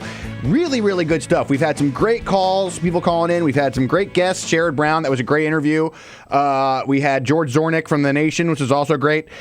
Peter, we have a little bit of time. Why don't you catch us a little bit? What's going on give us a headline. Tell us what's going on. So we've talked a lot about Cecil the Lion. We have. Show, okay. And as a nation. In days previous to this one. We've really talked about this. Well, part of the problem that we've talked about is Zimbabwe hasn't called for him to be extradited. People are saying, ship him out of the country, send him to Zimbabwe to stand trial. But Zimbabwe hasn't called for extradition until this morning. They actually called for the extradition of Walter Palmer. Their environment minister said that he should be handed over to officials to face justice. And so we will see now how U.S. responds. And so it begins. We're going to see a lot of questions about this. I hope you guys are ready for a lot of Trump debate / Cecil coverage coming over the next week of your lives. This is Evan McMorris Santoro. I am guest hosting for Bill Press. It's the Bill Press Show. Stay with us for some great guests rounding out the last 90 minutes of the show. This is the Bill Press Show.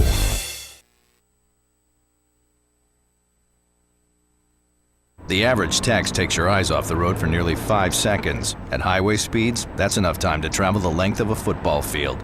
Stop the texts. Stop the wrecks. Before now, it's been difficult for criminals like us to know which states have loose gun laws. How would a criminal like me know which states permit me to carry loaded guns in their amusement parks, golf courses, or beaches? I have some violent friends. We all wear leather jackets, and we want to find out which states we can buy and sell guns easily. CrimAdvisor.com. That's the site to find out where it's easiest for felons and fugitives to buy, carry, and even traffic guns. That's why I love Arizona, where I can go see the beautiful Grand Canyon and carry a loaded gun without even having to get a background check. You would fail that background check. I'm sure of it. Now, what about a road trip? What states can I go to fill my trunk with guns and take it back home for my even more dangerous friends? CrimAdvisor has a list for that. That's so unreasonable. Our traffickers' top 10. Nevada! What happens in Vegas may have to stay in Vegas, but your guns don't. Bring them over to California and sell them. The market up there is hungry for guns. I understand that CrimAdvisor.com will tell me which states really cater to us criminals and creeps, but what about the states where we're not so welcome? The ones that don't get us? I don't even like saying the name of these states, but California, Connecticut, Maryland, and New York all have laws to keep guns out of the hands of people like us. I want to shoot California so bad. Boo, California. Boo, go home. Wow, CrimAdvisor.com has all this information. Sure does. CrimAdvisor.com. Plan your perfect getaway. Oh, like TripAdvisor. Oh.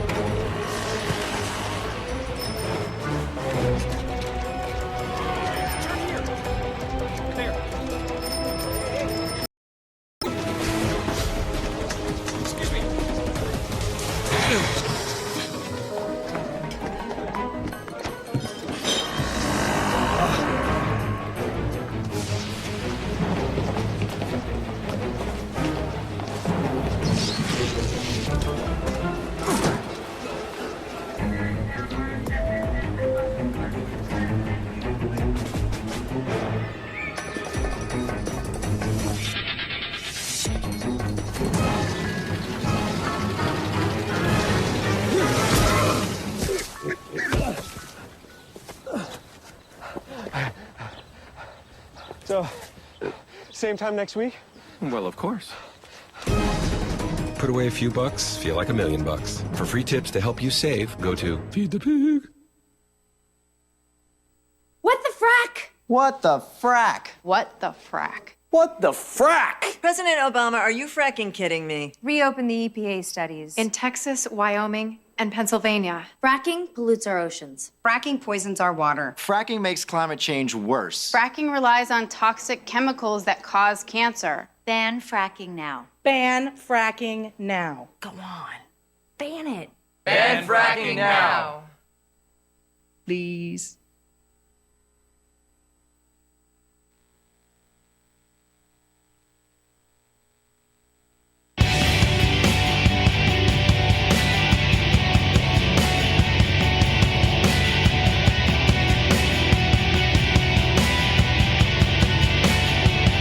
The most valuable morning radio show, according to The Nation magazine. This is The Bill Press Show. Good morning. It is The Bill Press Show. I am Evan McMorris Santoro, White House reporter for Buzzfeed News, still in the guest host chair for Bill, who is off doing something better than... He should be here. This has been a really good episode. Right? Like, he's honestly missing out on a really, really good show. Yeah, he is. We have with us in the studio now. We've had a great run of guests so far, and I think that now we're getting into our in-studio guests, and they're really we're taking it up a notch. We have Pema Levy here from Mother Jones, who I've known for a while. We're former colleagues of TPM. We work together. Pema, how are you this morning? I'm great. Thanks It's early, huh? It's all right. Yeah, you seem pretty good. Yeah. Yeah, not like Sherrod Brown, who seemed really sleepy when he got on, but which is fine. I'm sleepy. I roll in here and I just drink all this stuff and I feel great. I'm some of that powdered caffeine he was talking about. Yeah, the caffeine. Powdered caffeine he was talking about. So listen, you do a lot of great reporting. You are a very sharp political analyst. You know a lot about what's going on in politics around the country. Oh, please. Recently, you played Donald Trump the game. Yeah, recently. Recently, I took my reporting up a notch. So this is a story that is currently up. It's on the front page of MotherJones.com. You can go and see. It's got a GIF in it. It's got pictures of what's inside this thing. You know, Donald Trump has put his name on everything: steaks, buildings, helicopters, planes, golf courses, a giant old post office in Washington, D.C., for example, ties, shirts, mattresses. We just recently learned when he was getting thrown off of everything, he had mattresses. And finally, he made for a short time this board game called Trump the Board Game. You played it with your colleagues. Yeah. What is this board? Tell us about it. What's this board game like? So I have to say I'm quoted in this article by my colleague, and I think it's a pretty good quote. I think it sums it up pretty well, and it says it's like Monopoly but really dumb. And Monopoly, by the way, is not exactly the most intellectual pursuit.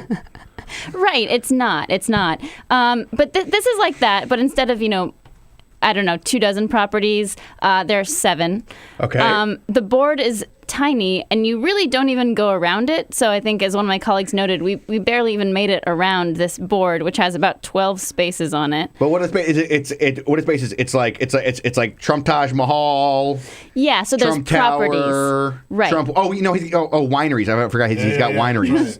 Like, what else did you never? There's luxury apartments. There's a golf course. There's a hotel. There's a sports center. It's it's pretty basic Trump Is fare. anything gold colored? The $100 million bills. Yes. $100 million.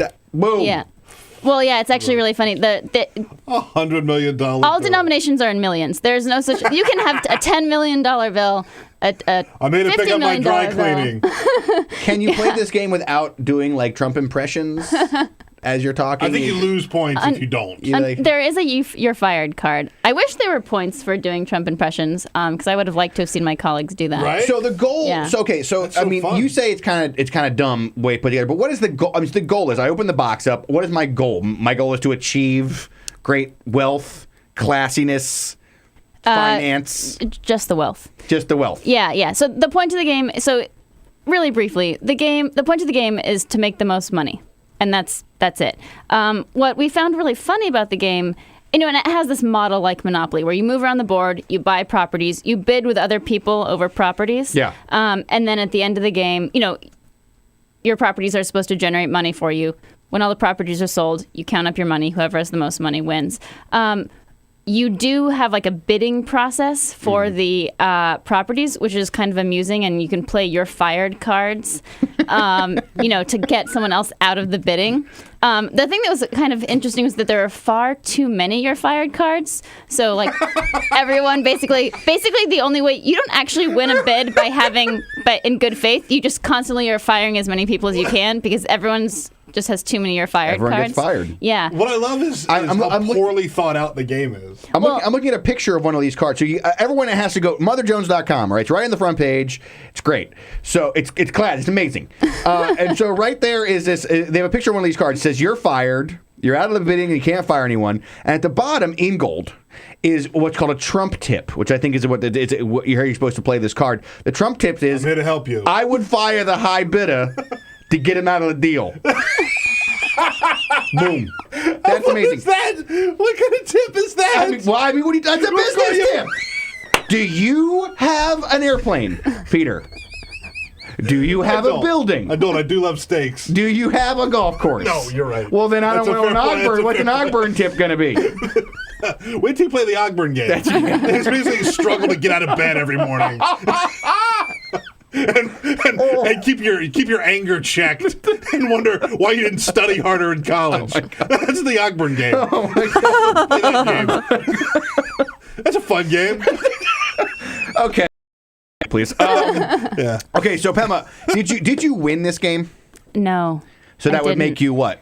A loser. A loser. A loser. Yeah. That's right. I got fired too many times. The one thing I will add about this is that unlike Monopoly, where there's like a risk that you have to hold on to some of your money because you might land on Boardwalk that someone else owns and you might lose all your money. That doesn't happen here. Every time you have a financial obligation in this game, the bank covers it and you never have to pay the bank back, which is sort of an odd commentary on how the wealthy get money with loans, and also kind of an interesting. It's just like you're too big to fail, right? Like the bank covers everything. You never have to worry about paying it back. And you're basically creating a real estate bubble. So that is so beautifully screwed up. Oh, it's wonderful. I mean, It's amazing. This is how it's. My brother, so my younger brother, I only have one brother, Stefan. He's younger than me by 3.5 years, and he's a board game fanatic. And when we were kids, he had like all sorts of various ways to play Monopoly, and one of them I believe was sort of like this. It was like a way that was like, every time you got anything, you got like take $1,500 out of the bank. So you'd be sitting there with these fat stacks. It's like, what are you doing? Like, it's like, this guy just sees us rolling on Baltic, boom. Okay, so other than sort of like the too big to fail financial system is rigged. Did you learn anything about Donald Trump from playing this game that you think is helpful as we look to him taking the debate stages for the first time as presidential candidate next week in Cleveland? Anything that you think that you can take away from that? You know what I was thinking would be so awesome if he like pulled out some of the cards or some of the money, because you have like Monopoly money with Donald's face Trump on it, Trump's face on it. Yeah, or if you like pulled out a card or did like a "you're fired." But I think, I think that's sort of, it's sort of like there are shortcuts, right? Like even in a game that's about amassing wealth, you're basically taking shortcuts. You're firing people. You're not really building up any debt. And so I think what we're going to see from him is like just sort of zingers, and I think attacks on, various people. Yeah. I'm excited to see who he singles out. I think it'll be fun. Yeah, I agree. I mean, a takeaway from the game, from the reading of the article that I had, was that you just sort of keep moving, right? You don't really get stuck by your failures or by mistakes that you make or by, in this case, gaffes, right? I mean, he's gaffed. I mean, if you want to treat him like a real presidential candidate, he has gaffed. He's made mistakes, and the thing about him is, he doesn't wallow. He's on to the next thing, right? He's in, he's out. And this is sort of what it feels like, with this guy. He just is like, you play this game, you get your money, you get more money, you go on to the next thing.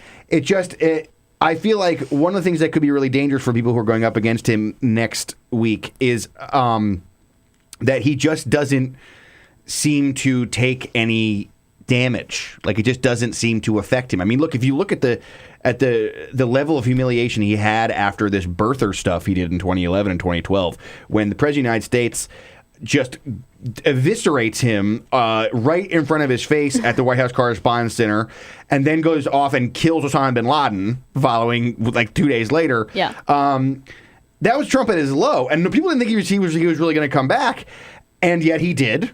He kept raising money. He kept having a television show, and now he's back as though none of that humiliation ever happened. So I feel like that's sort of like that's the danger that he has. The other part that I feel like, and I wonder if you can comment on this, is he is going up against some really seasoned political professionals. I mean, guys like Marco Rubio, Ted Cruz, they debate every day. They're senators. Jeb Bush has won many elections, and it's a Bush. I mean, they know how to be in any political situation. John Kasich, maybe if he gets in, as a debater. Mike Huckabee obviously won Iowa. So we're talking about some like really seasoned debaters, and Donald Trump is not one of those. Do you think that those guys could actually have what it takes to really, take it to him?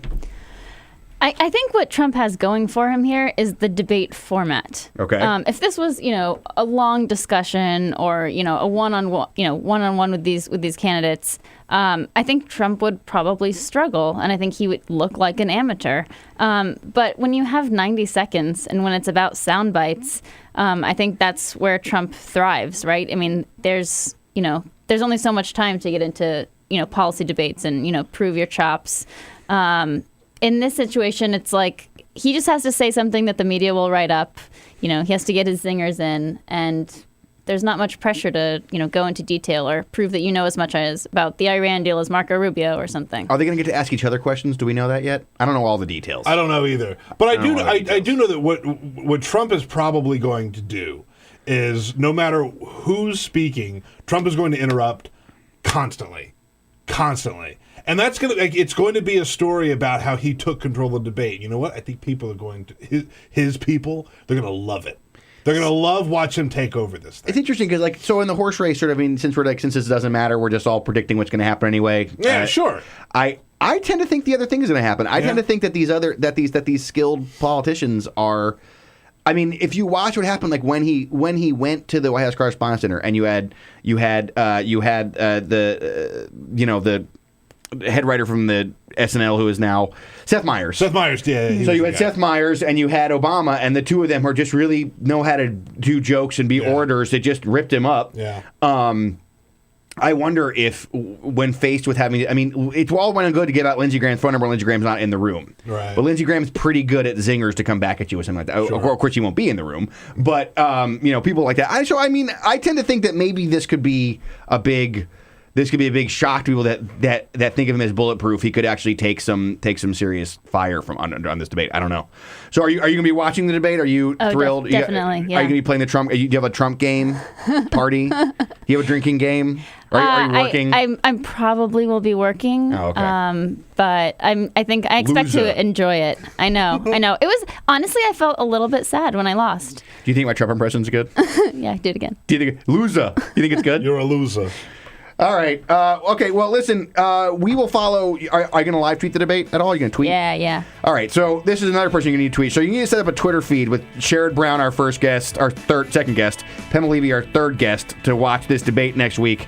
I'm Evan McMorris Santoro, hosting the Bill Press Show. Today we'll be back for some more great guests. Thank you, Pema, for coming on, and we will be back after this break.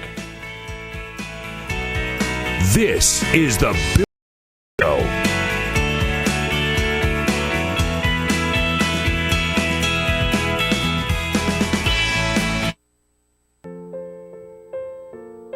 This is why you took a second job. While you taught yourself how to fix the plumbing. While you'll do whatever it takes to keep your home. And that is why we want to help. We are making home affordable, a free government resource that can make paying the mortgage easier. Call 888-995-HOPE today.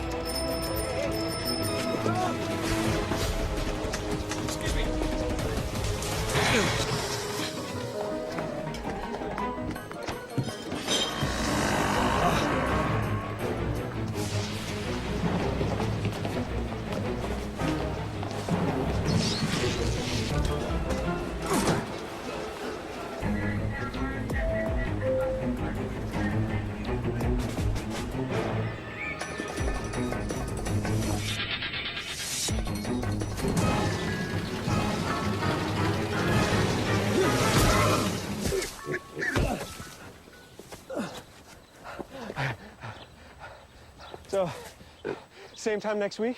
Well, of course. Put away a few bucks, feel like $1 million. For free tips to help you save, go to Feed the Pig.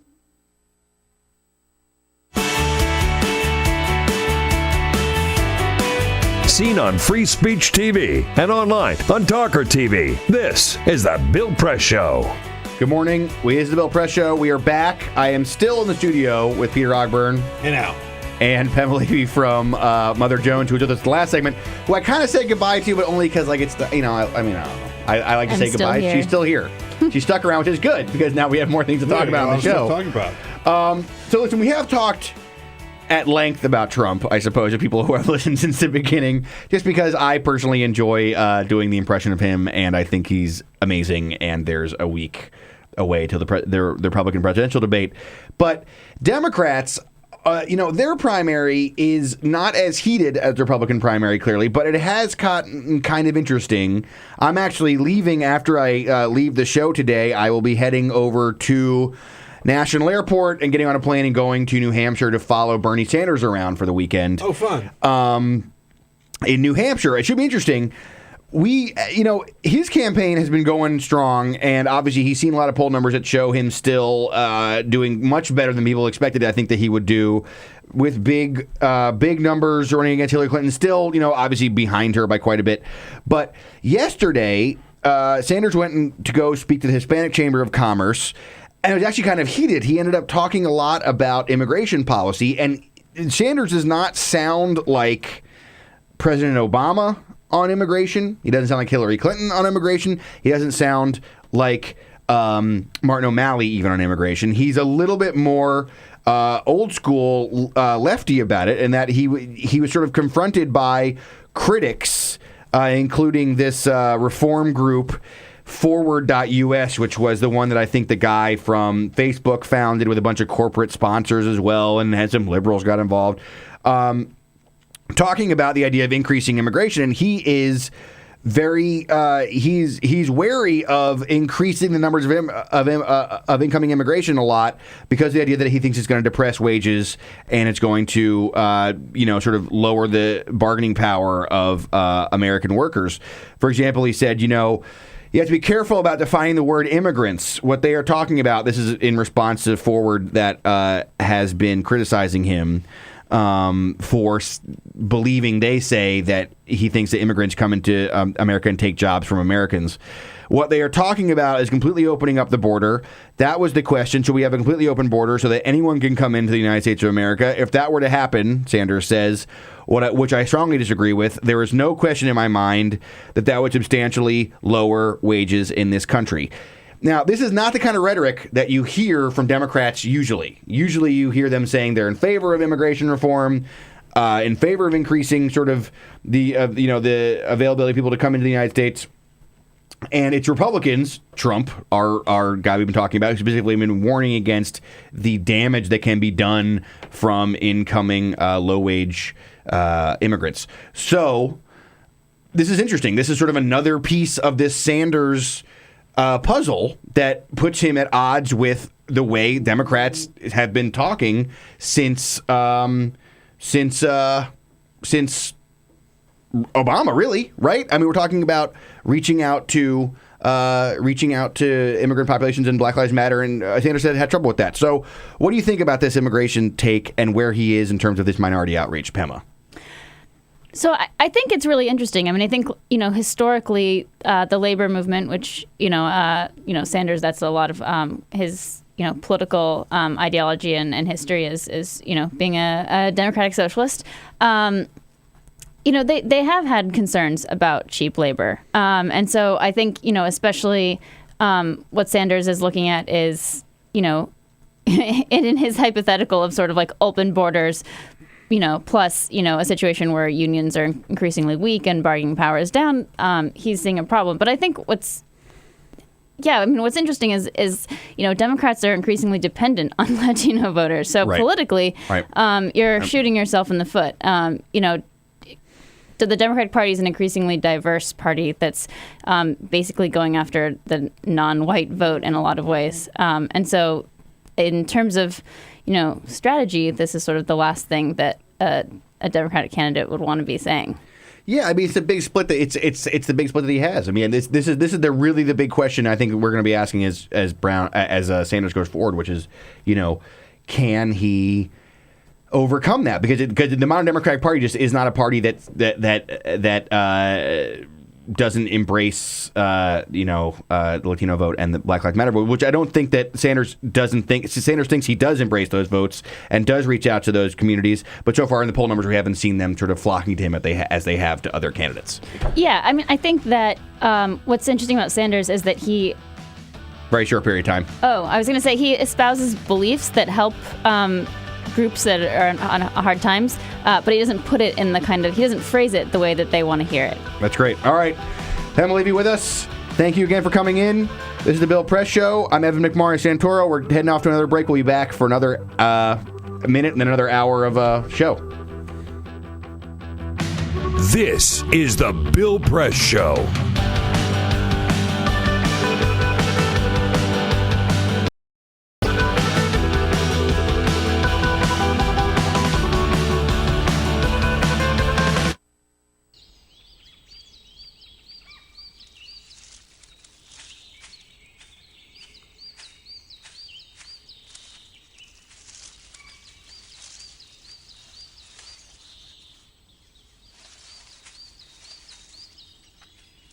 At Earth Justice, we defend the environment in the courtroom. Join our fight. When you take a seat, you take a stand.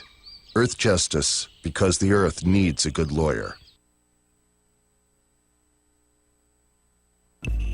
Tune in to Gay USA with hosts Ann Northrup and Andy Hum for in-depth coverage of lesbian, gay, bisexual, and transgender news. Watch Gay USA every week, only on Free Speech TV.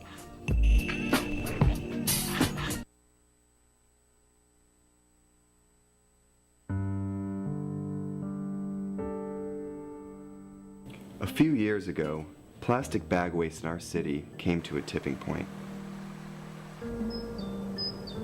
It was clear we had a bag problem.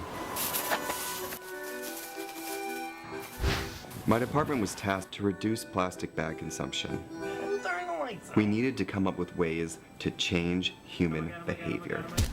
So we asked ourselves, would you like it back? What do people really hate? Yep. Getting punched in the stomach. Preliminary studies showed that the consequences weren't severe enough to warrant behavioral change. Actually, can I get that double bagged? So we thought, what do people hate more than getting punched in the stomach? Kissing Helga. Hey, big boy.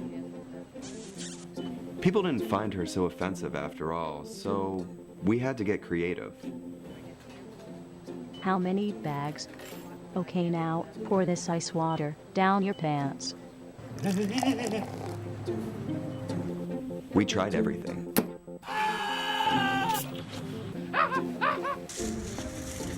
Eat this rat. Defuse this bomb. Even fighting your clone. After blowing through millions of dollars of government funds on research, I came up with a brilliant idea. Why don't we just charge 5 cents per bag? That's a stupid idea. Would you like a bag? Yes. 5 cents a bag. 5 cents? 5 cents? Do I still have the option of getting punched? Honestly, I don't know how everyone else missed it. Why don't you just get a reusable bag?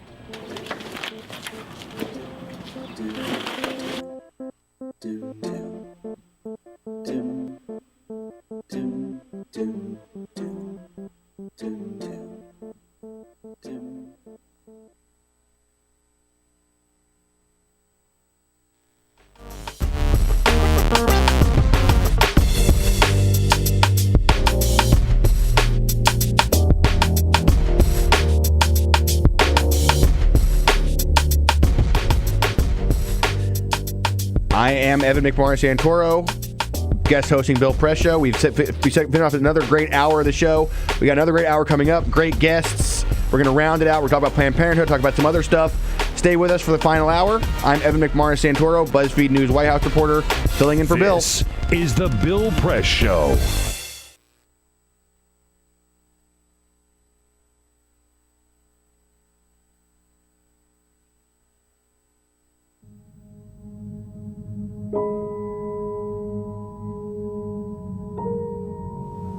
The hardest moments for me is when I'm laying awake in the middle of the night and I'm thinking about all the times I made a pitcher of Kool-Aid with the water, or I boiled a pot of corn or potatoes with the water.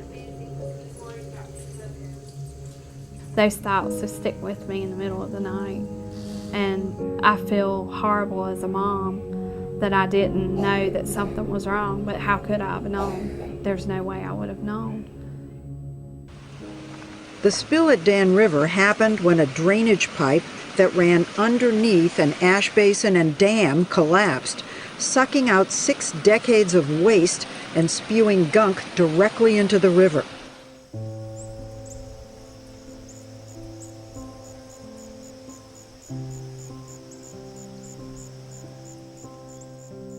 My husband and I just kind of looked at each other like, should we be concerned? We live right next to an ash pond, and this was coal ash spilling into the Dan River, and we learned at that point all of the toxins that were included in coal ash.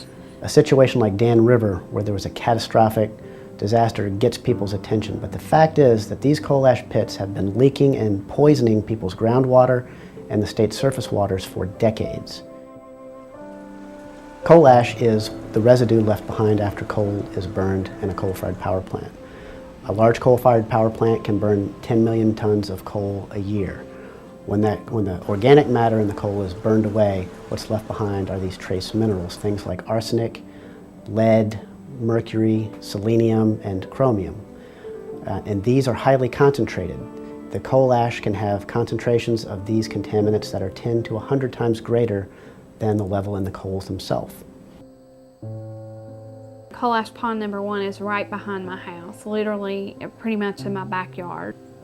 We were approached by a neighbor who was wanting to have their well tested, and we decided that maybe we should have ours tested as well. They found hexavalent chromium at 4.5 parts per billion.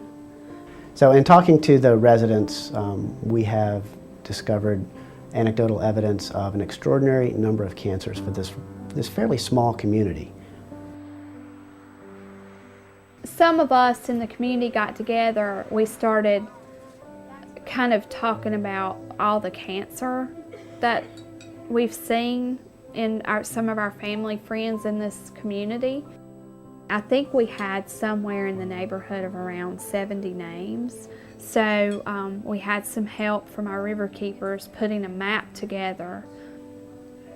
And it was a little shocking to see it. You know, I still have a hard time looking at it. Technically, EPA has not regulated coal ash as a hazardous waste, but it is undeniable that coal ash contains many, many hazardous substances that are hazardous, in fact, to people and the environment. And the only reason they have not been regulated as such is because of intense lobbying efforts by the coal industry and its allies. A lot of these chemicals are simple elements, but when you find them at the levels that they exist in around coal ash ponds, then you're starting to talk about cancer, brain tumors, you're talking about birth defects, developmental problems, neurotoxicity.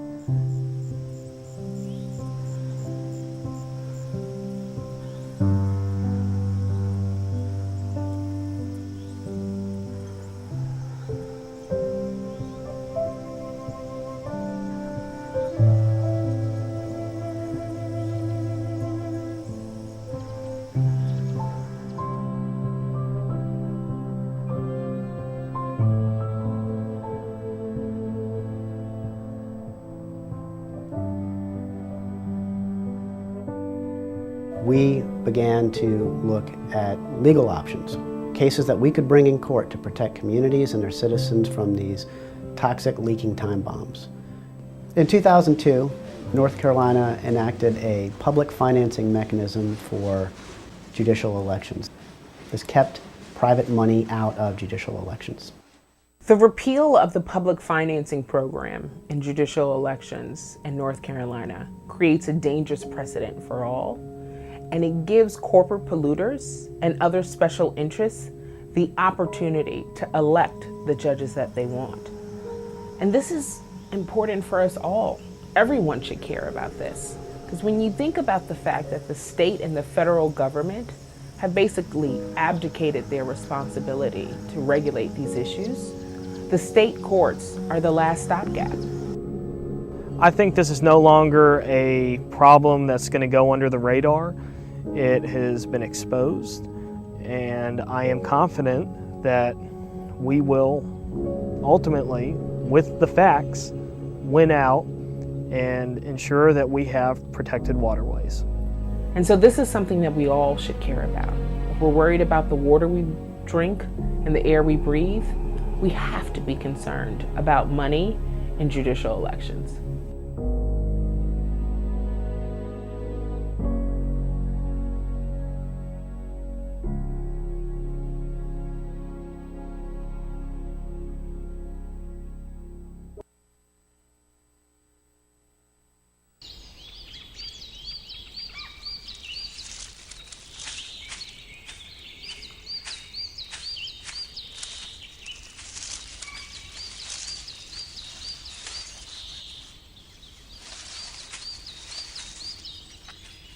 At Earth Justice, we defend the environment in the courtroom.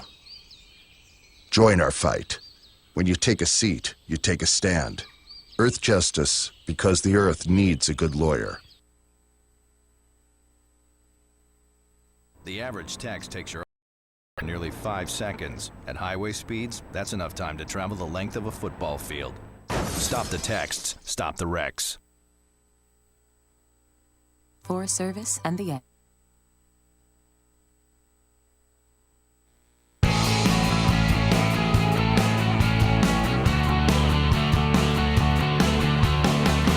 Broadcasting around the nation, on your radio, on your TV, and online. This is The Bill Press Show.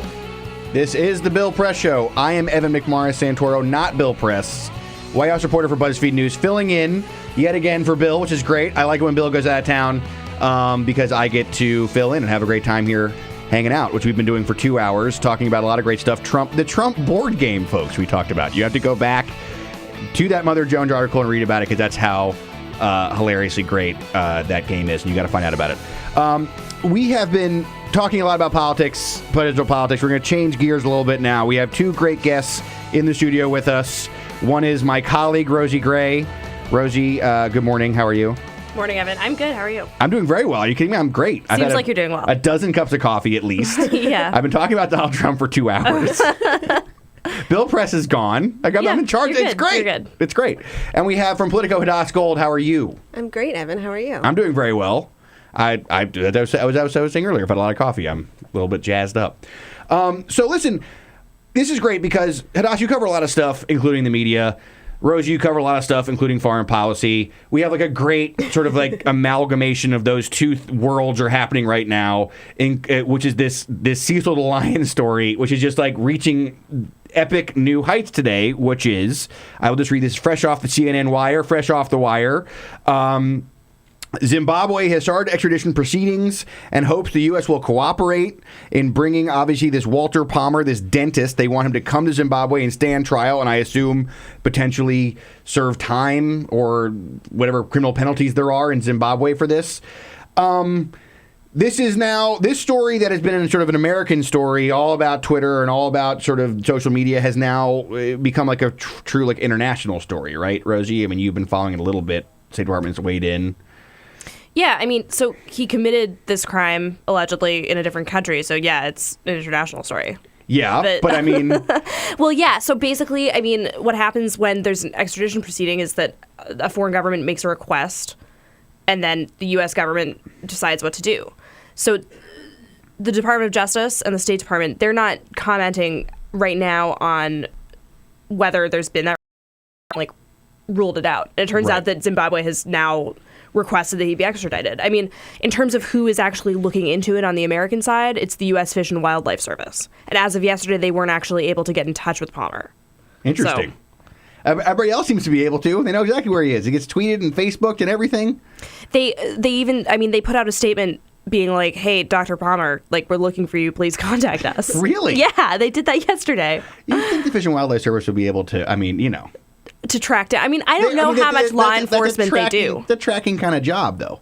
Sure, but I don't know, like, how big their own law enforcement, like, apparatus is. I don't know. I bet there's a lot of great hats. Maybe it's big. I don't know. Involved in this. A lot of great boots. I bet there's a lot of grizzled, like, cool guys. And cool women, too. I bet there's a lot of cool people involved in this. Like, you know what I mean? Like, they're like the tough guy Fish and Wildlife I think it's probably a cool federal agency. I think it's really cool. Yeah. Great offices, probably. Nature. Game, get to eat game. Protect game. You're protecting game. And conserve it. Yeah, okay, so Hadass, we have had to deal with like a week, I guess now, of full-scale media meltdown coverage over this Cecil thing.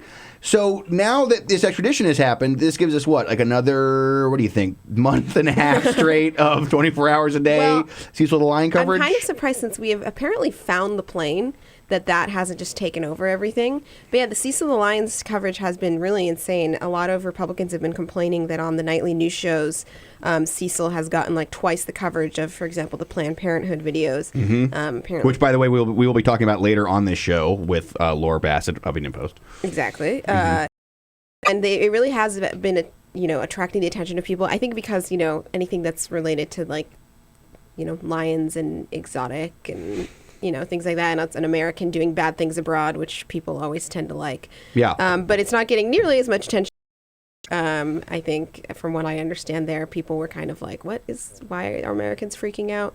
Until they realized what had happened.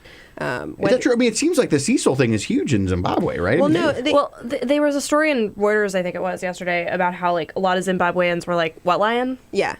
Really? Yeah. Oh, because frankly, a lot of Americans were like, "What lion?" Like this whole thing is sort of like you're supposed to know who this lion is, didn't know who this lion is. You're supposed to know who this dentist is, didn't know who this dentist is, and then now you're supposed to be outraged. I didn't know who the lion was, but like I got up to speed real quick. Like once I figured out what had happened, I was like, "Oh my god, this guy went and killed like a beautiful lion!" Like, well, I wow. mean, just in general, he went and killed a beautiful lion, which is like a thing. Is it even like, are you allowed to kill lions in Zimbabwe? I don't. So there's this thing where you can get like a hunting permit for big game, but Zimbabwe says that the way that they did this was illegal. Well, yeah, they like baited him out of his like special and he bribed place. people to like basically like help him like lure the lion out of his preserve. So the dentist specifically knew he was going after Cecil the lion. He says that he didn't. He says that he did not know that this was like a special lion. Mm-hmm. So, but this dentist is also a very sort of famous in this big game hunting community, right? Like he had a New York Times profile of him, and he's like a guy that this is what he does. This is like his hobby. I mean, I think he got in trouble a few years ago for like killing some sort of maybe might have been endangered or threatened black bear in Wisconsin or something a few years ago. So this guy, I mean, so he's a famous hunter, but now he's sort of like now the famous hunted, like with this new, I mean, it seems to be, what interests me about this is actually, we've seen some indications that this is becoming sort of the political debate du jour, where people are talking, like you mentioned, people are saying it's drowning out other news. And, there's always the debates now about, does Twitter and does social media create sort of an unfair policing of people? But it seems like in general, we're just sort of seeing a general freak out about this whole story that just seems to be it's going to keep going now. And, I guess the Obama administration has weighed in a little bit, because you talked to the State Department. They said they were saddened. Yeah, State Department, DOJ, and obviously Fish and Wildlife have weighed in. And I believe there might have been even questions yesterday at the White House press briefing. I believe there was. I was working on something else, but I think there were some questions about it. But they've expressed, sadness and concern or whatever other words they usually use, over the case. And now, do you, I don't want to put you on the spot. Do you have any indication, like, how common are these sort of extraditions? Is maybe specifically for this type of thing, but like, how often do people ask for this and get this? I mean, this is something that generally that we would generally do. I mean, I think country? that like extraditions from the U.S. to Zimbabwe are extremely rare. Right. So I don't know like what, and honestly, I don't really know the specific terms of our extradition treaty with them. So I don't know how likely it is that he will be extradited. Right. Do you have any sense, Hada, sort of what you've done some political reporting too, of sort of, do you feel like maybe we're going to enter a new political phase on this now with the extradition? Because one thing that struck me is we had some pretty outlandish things said from the very beginning, including I believe PETA said something about how he should be hanged. Some sort of Democratic-leaning celebrities talking about him being deported, which is a little much to call for, I think, in an American citizen a lot of the time. Republicans have so far kind of pushed back on the idea that this is taking over so much media attention.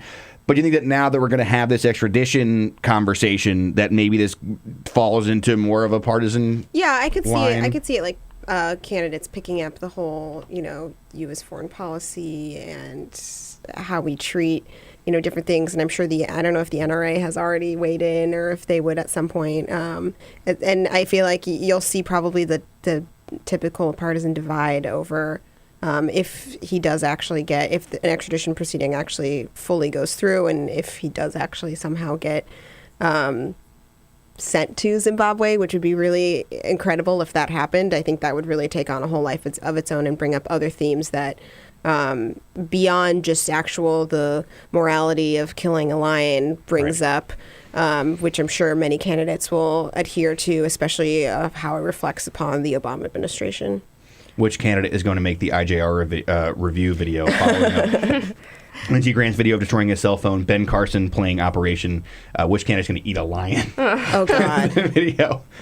Okay. But I mean, I think that the way in the most obvious way in which it's going to become a political issue is what you were saying earlier, which is that on conservative Twitter, the automatic thing that they say now is, why are you so upset about this lion when you're not outraged about the Planned Parenthood videos? I mean, that's becoming sort of the, and honestly, progressive Twitter has done the same thing with. There's been some people sort of in the Black Lives Matter movement that have mentioned that look, we're talking about this and we're not talking about Sandra Bland and et cetera. Yeah. Right. I mean, this is this has been kind of a rallying cry for. I mean, everybody sort of wants to talk about this. I guess this lion is.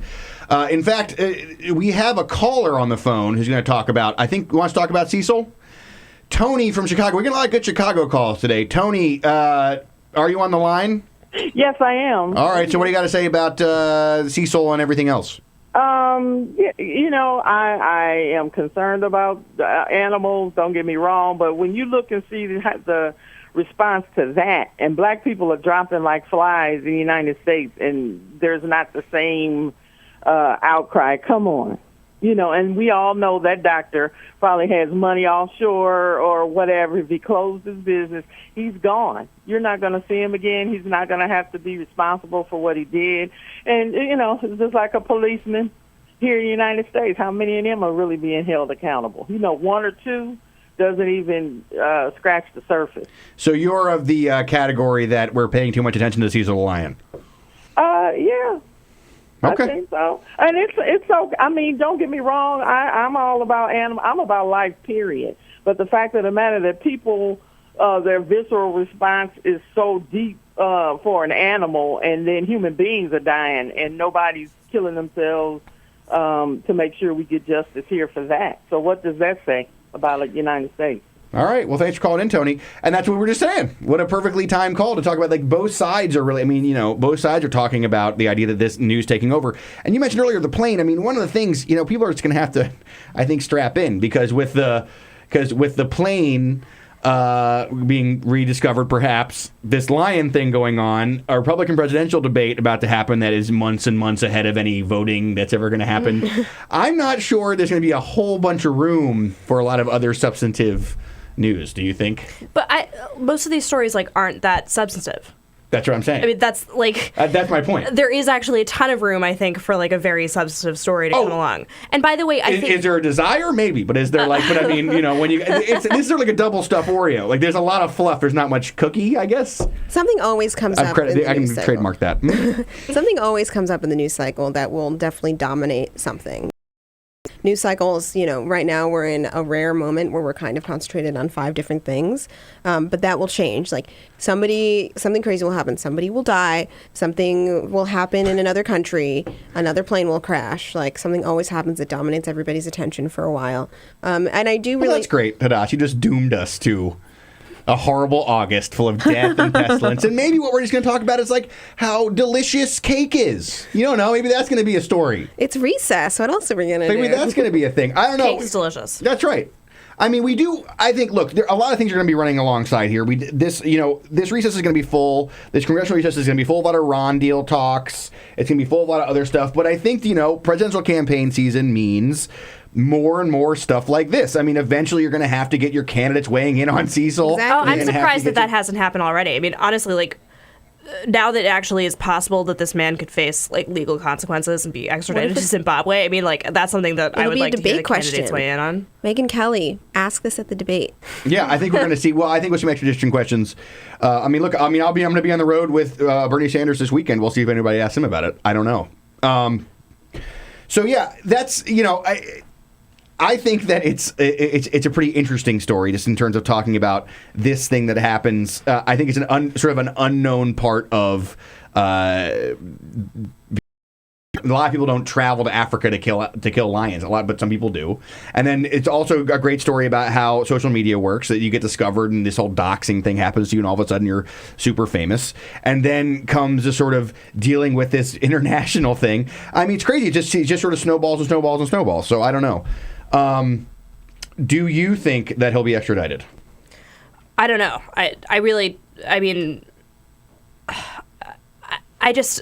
It does seem like it would be a crazy thing if it happened, but we can't rule it out. So we can't rule it out. I mean, that's kind of one of the reasons why it's like sort of an amazing story. First of all, it's like a beloved animal dying, so like everyone can agree that we hated that happened. You know what I mean? Right. Like everyone across like partisan divides can agree. Yeah. And then like it's turning into this like multinational like manhunt thing, sort of. Yeah. And so that there's like an added layer of that. What do you think? You gonna get extradited or not? I wouldn't be surprised if, they figure out a way to keep him from doing that, or he like somehow finds himself, even like this caller said, in a different country. I like this whole international mystery part. Yeah. Now, what I'm interested in. But then as things calm down and like everybody kind of forgets about it, like maybe they're just hoping they can like ride out the news cycle. Now what I want to do is the feature on the Fish and Wildlife people that track down. That's a great idea. I mean? Oh, They're in the yeah. ground. It's a really good idea. They're checking the ground to pick it up like, it's dentist tracks. That's just begging for a movie. That's begging for like That's Ben what I'm Affleck saying. to play the chief fish and wildlife person, and like all the other agencies are like, this agency can't do anything. All they do is like follow around. Right. Like He's up in a cabin, and he's like, look, I told you I was out. They said, look, there, Cecil the lion's dead. He freezes, drops his coffee cup, turns. All right, we'll have more movie pitches for you when we come back. This is Evan McMartin Santoro with the Bill, guest hosting the Bill Press Show. I have Adas Gold and Rosie Gray in. It's been great, and we got another half hour. We're rounding out the show. Stay with us. This is the Bill Press Show.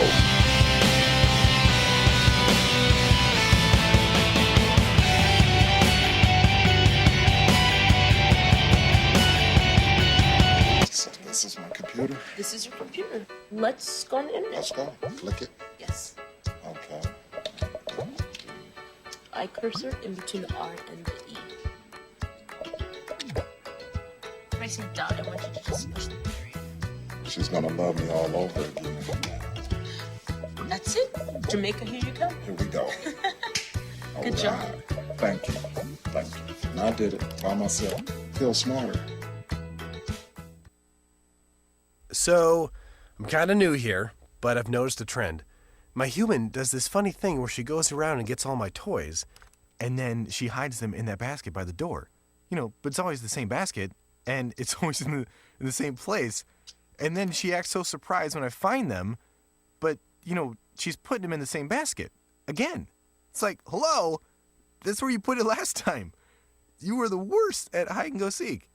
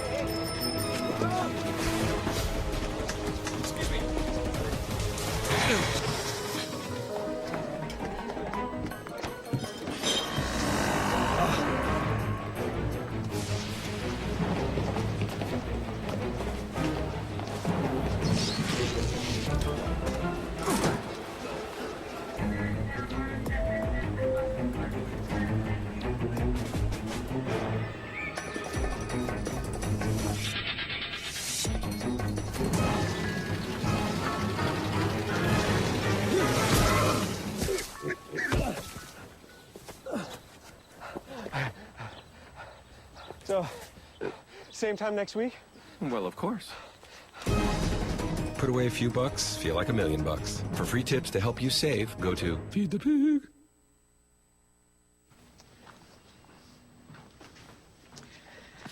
All right. I know this isn't any fun to talk about, but we should.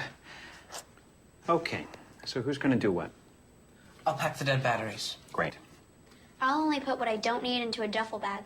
Perfect. That's totally unhelpful. No problem. Meanwhile, I will try to comfort everyone by speaking in a calm voice. And I'll try to get the generator going without any gas. Oh, let's not forget the cell phones, which probably won't work. Right. And who is going to handle supplies? I can forget to do a list for us. Thanks, pal. Well, I think we couldn't be any less prepared. I'm proud of you guys.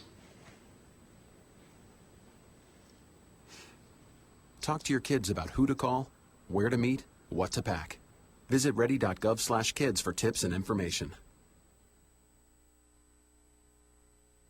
Hey, thanks for stopping by. You know, I followed your character since the first episode. I'm a big fan. Big fan. Thank you. And listen, your storyline, it makes for incredible TV drama. Thing is, your drug use is very adult content. Too adult for the kids. So I'm gonna have to block you. Oh, man. Yeah. Well, have a good one. You're a nice lady.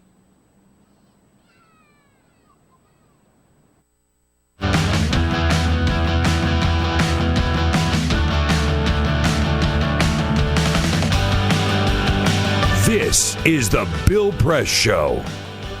I'm Evan McMorris Santoro, White House reporter for Buzzfeed News, filling in for Bill. We have a quick little segment left with Hadass and Rosie that we just had from the last segment, which was great. The Olympics have been announced this morning. They are going to be in 2022. The Winter Olympics are going to be in, drum roll, Beijing again.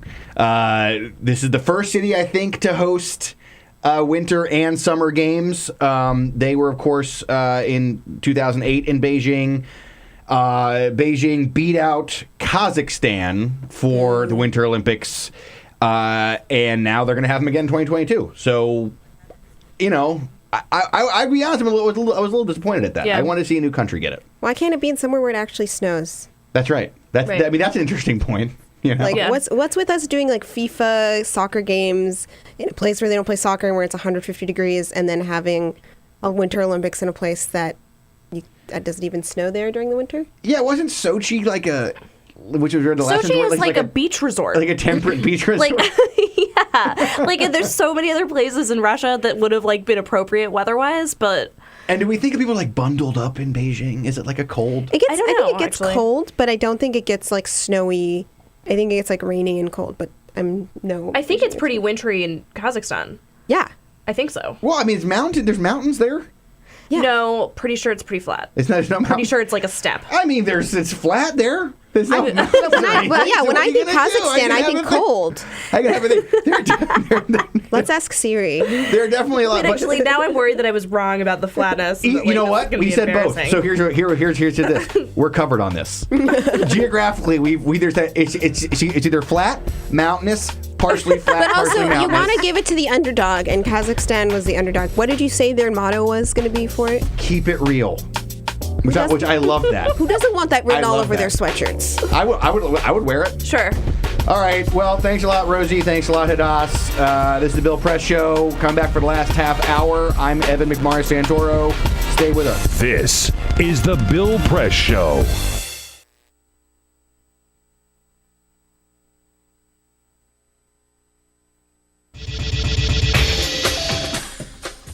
Tune into Free Speech TV for Democracy Now!, a national, independent, award-winning news program bringing you people and perspectives rarely seen on corporate media. Grunt work. Love it, hate it, useful, not useful. Necessary. Our social entrepreneurs are people who have been on the front lines of social change. I've learned so much from talking with them. This is Cafe Impact, and I'm Jonathan Lewis. I will say that I think is a challenge for anyone, especially the new workforce as they come in, is the ability to accept grunt work with grace.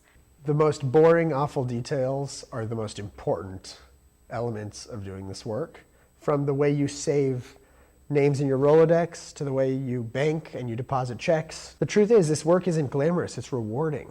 You don't go into this for the glamour, you go into it for the impact. And so it takes that determination to do the scut work to actually get anywhere. It can be really challenging in a first job for someone who's coming out of finishing school to have the enthusiasm that they do to make the type of social impact that they've dreamed of. And now they're here in this first job, and all of a sudden they're shouldered with all this grunt work. And they don't understand, and they don't get it. And they're resentful. Talk more about the power of answering phones. Sure, I did that myself, took out the trash, cleaned offices when I had to, and it's all good. There's power in being a good team player and in being somebody who sometimes has to support other people's leadership before you get to have your own moment in the sun. Is it hard to wait? It is absolutely hard to wait, especially if you're an alpha female like I am. I think grunt work can help a new employee build trust internally and teach them the nuances of how an organization is run so that they can have a real good sense of what HR is doing, what finance is doing, what all of the other departments are, and that actually makes them a better employee in the long run. So in my role on a daily basis, I literally can be looking at a new venture in software. We could be looking at a microfinance deal. I could be making coffee, taking out the trash, and riding a tractor on any given day. Have you found people who thought it was demeaning that they were given this job, work in the front office and make the coffee when they graduated with all A's from this great university? And, people like that just don't last very long in our world. If your approach to life is that, you're so smart and you're such a fabulous entrepreneur that you can't understand why people aren't giving you opportunities, it's really hard to advance.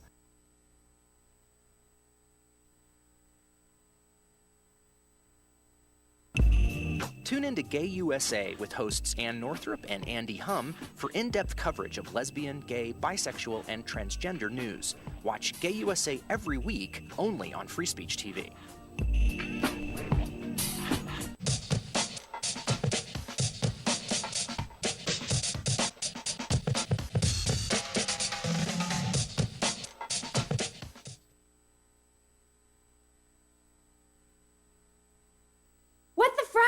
What the frack? What the frack? What the frack? President Obama, are you fracking kidding me? Reopen the EPA studies. In Texas, Wyoming, and Pennsylvania. Fracking pollutes our oceans. Fracking poisons our water. Fracking makes climate change worse. Fracking relies on toxic chemicals that cause cancer. Ban fracking now. Ban fracking now. Go on. Ban it. Ban fracking now. Please.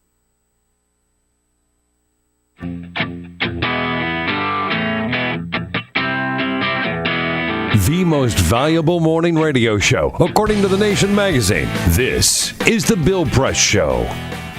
This is The Bill Press Show. I'm Evan McMorris Santoro, White House reporter for Buzzfeed News, filling in for Bill. One of my favorite things to do.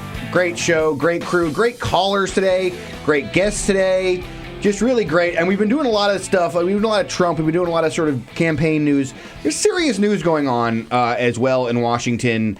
This Planned Parenthood video sting that has led to this rolling of all these videos that have come out has really continued to be a news story that has signs of becoming a greater and greater political problem for Planned Parenthood and for its supporters. Lines are sort of being drawn now very starkly, right? We have the anti-abortion Republicans are very strictly saying they want to defund Planned Parenthood based on these videos. We have supporters of Planned Parenthood now kind of lining up behind them. We had actually the White House has now got involved. We had the White House yesterday at the press briefing. Josh Earnest was asked about this video controversy, and he weighed in, and here's what he had to say. Any review of the policy that Planned Parenthood says they implement indicates that the views expressed on the videos is, or at least the way that they're pictured on the videos, is entirely inaccurate. So that's the White House making it very clear that they stand with Planned Parenthood despite these videos that continue to roll out, and despite the pressure that they're getting from the Republican Party and from the presidential candidates in the Republican Party and from a lot of the sort of conservative anti-abortion movement to use these videos to finally try and end government funding of Planned Parenthood clinics. Joining us to talk about this, we have Laura Basset in the studio from Huffington Post. How are you? I'm great. How are you? Good. You're one of the best reporters on this kind of stuff, and so, which is why I'm really happy to have you in, because this is taking on a different sort of political tone now, I feel like. Because we had the initial phase, which was sort of these videos came out, There was a little bit of shock, I think, from everyone at kind of the tone of the doctors in the videos, the graphic nature of the content in the videos. And then it sort of lined up along political lines in that we saw the anti-abortion people sort of take the line that these videos prove once and for all that we should no longer have government funding of Planned Parenthood. We saw Democrat candidates start to talk about it a little bit.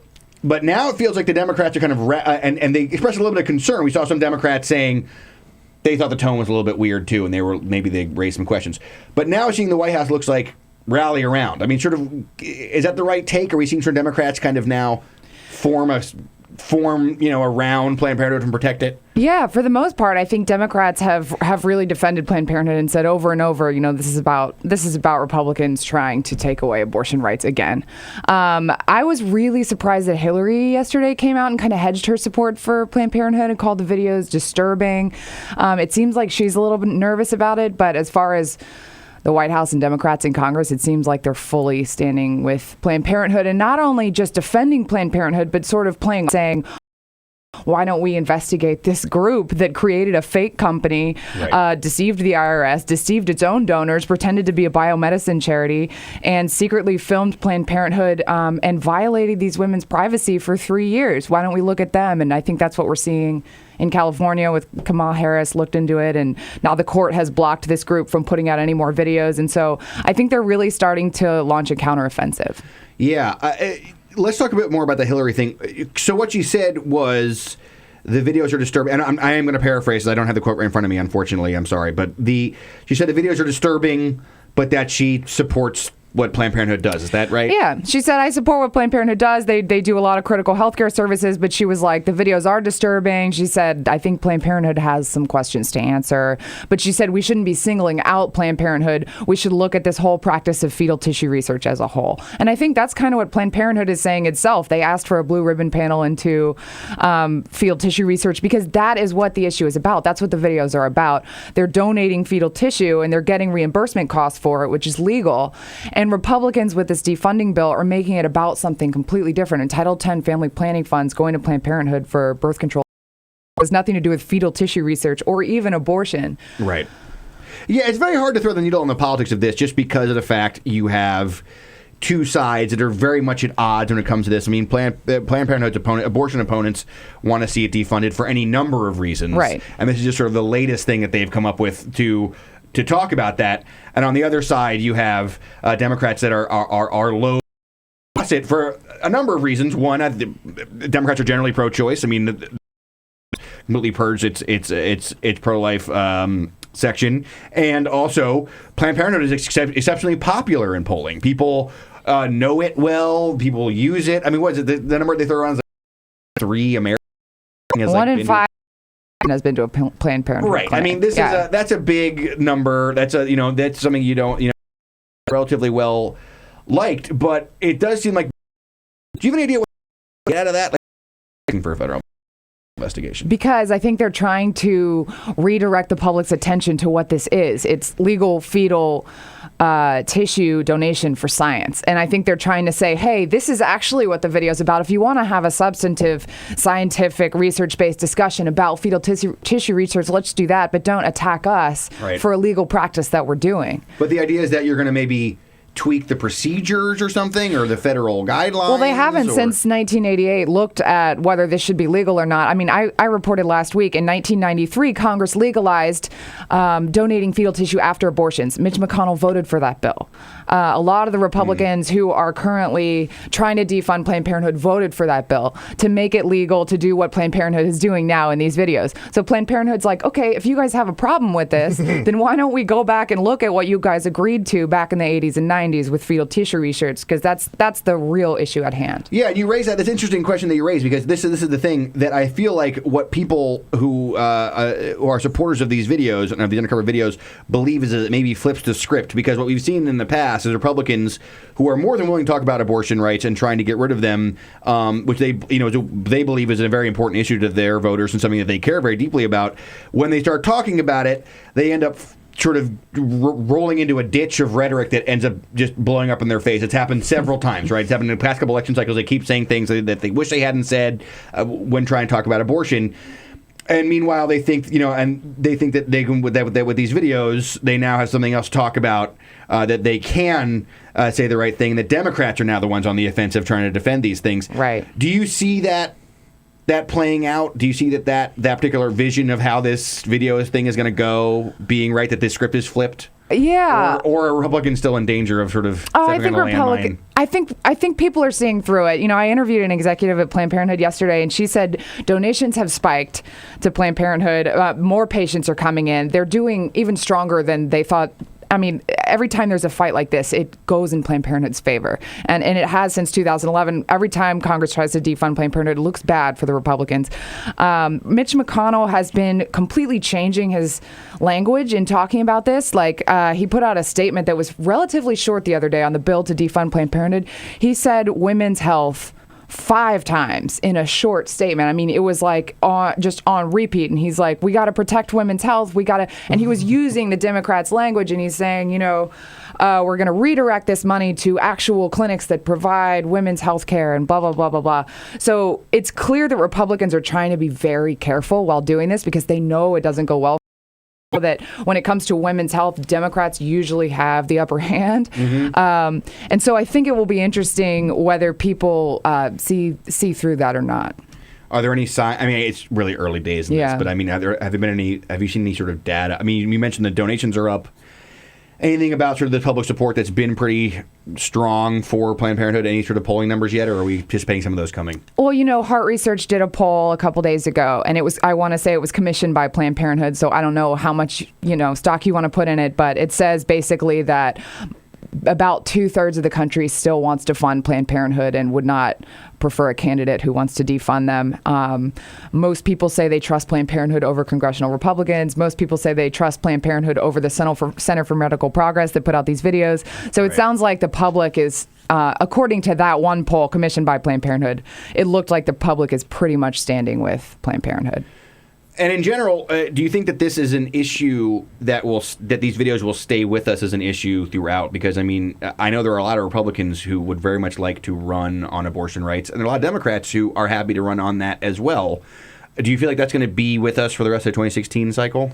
I do. There was a great piece over at the Federalist called The Memification of Planned Parenthood.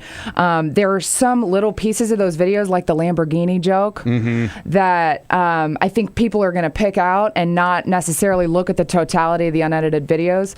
And they are going to say forever, Planned Parenthood sells fetal parts, and Republicans are going to be able to repeat that talking point forever. Absolutely.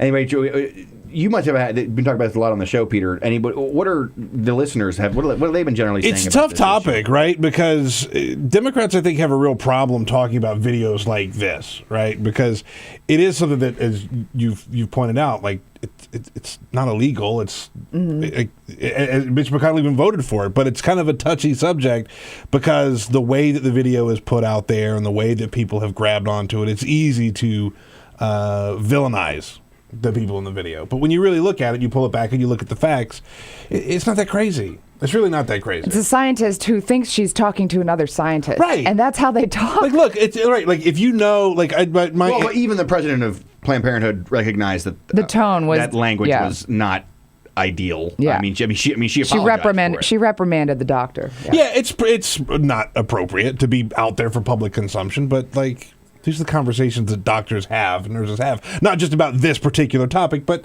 they have a more relaxed view of things that we don't talk about in polite company. Yeah, I wonder if there's a chance here also to talk about sort of the broader nature of the abortion debate itself, which is sort of like, which maybe we can do when we come back. I mean, we don't have much time, but I'd like to talk to you more, Laura, about how you think abortion is going to play out in the election cycle, not beyond Planned Parenthood. Okay. So I'm Evan McMarra-Santoro filling in for Bill Press. This is like a great way to end a show. Just a great reporter, great topic, really interesting stuff. So stay with us here at the Bill Press Show. We'll be back after a break. This is the Bill Press Show.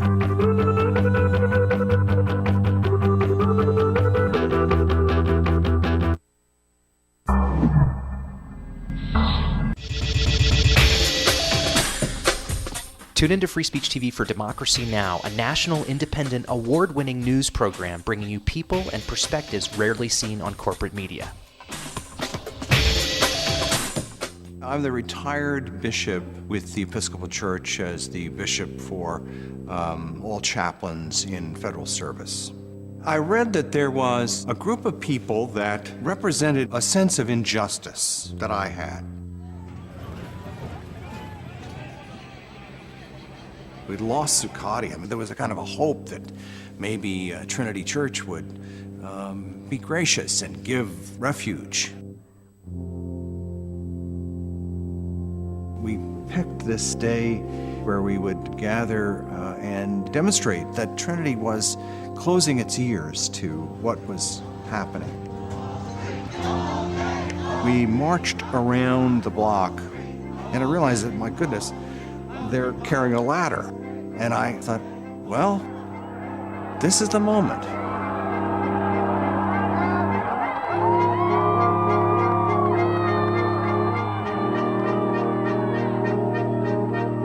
You could feel a spiritual presence. You could feel a certain something.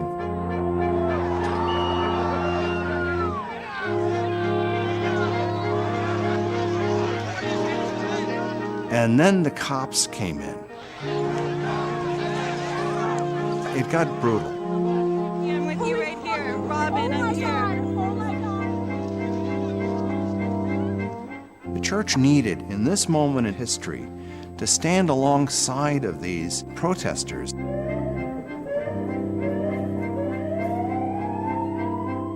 truth of Christ is found in the pews, is found in the institutional church, but it is also found on the streets. It's found in the honesty and the integrity, the insistence of people that you find in Occupy Wall Street.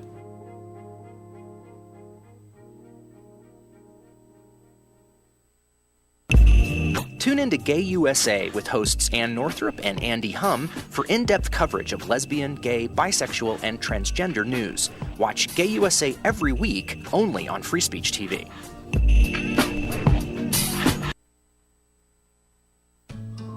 You wouldn't let money just blow out of your house. So when your AC or heater is on, make sure the doors, windows, and fireplace flue are shut tight. If you're headed out, turn down the AC or lower the heat by 10 degrees. And always keep your water heater set at 120. A little bit of common sense goes a long way. Get more great tips at energysaver.gov.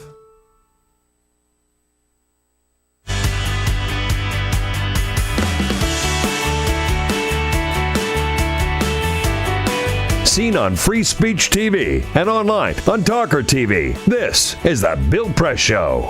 I really like that guy's voice a lot. You like that guy? I like him. Yeah. I'm Evan Santoro filling in for Bill. I do not have that guy's voice. I kind of wish I had that guy's voice. Be a great voice to have. Fill it in. Evan's been filling in for Bill Press in the Bill Press Show. The last 12 minutes of the show. We still have with us Laura Basset from Huffington Post, and we've been talking not about Trump, sadly, not about these little lions, sadly, abortion, politics, which are very important and will be a huge part of the election. So we're talking about it, and actually we're having a great conversation about it. So Laura, we talked about the Planned Parenthood videos a lot and sort of where the political contours of that are.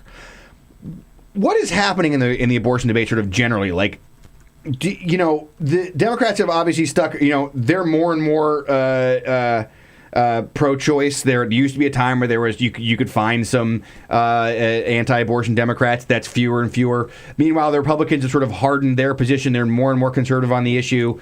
Kind of, where does that put both parties when it comes to the country and how that maybe plays out in the elections coming up?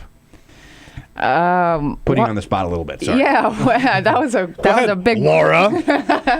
We're waiting. I think Republicans are still having a really hard time talking about this in a way that is tasteful to women specifically. For instance, Jeb Bush recently on his campaign tour through South Carolina visited a crisis pregnancy center and was talking about his abortion record there. I know these centers are what Republicans want to fund it instead of Planned Parenthood. Exactly. And it's fair to say they're objectively, scientifically questionable. Oh, big time. Their whole purpose is to convince women not to have abortions and not to even use birth control. And they say things like condoms are porous, they don't work, abstinence only, blah, blah, blah. Okay. Wow. So Jeb Bush rolls up to a crisis pregnancy center, and the overwhelming response was, gross, women who are pregnant and in crisis don't want to see a old white man politician rolling into the crisis pregnancy center. And I think that's the problem that Republicans have in general when they try to talk about this, especially, they're a party of mostly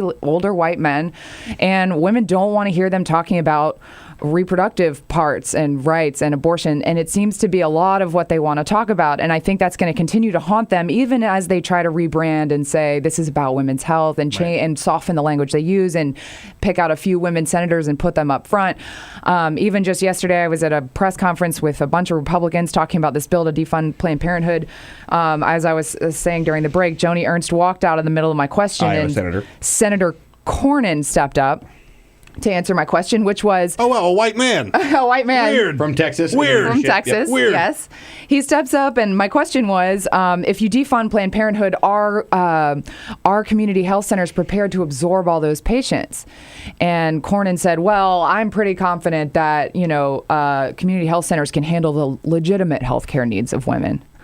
Why use the word legitimate right there?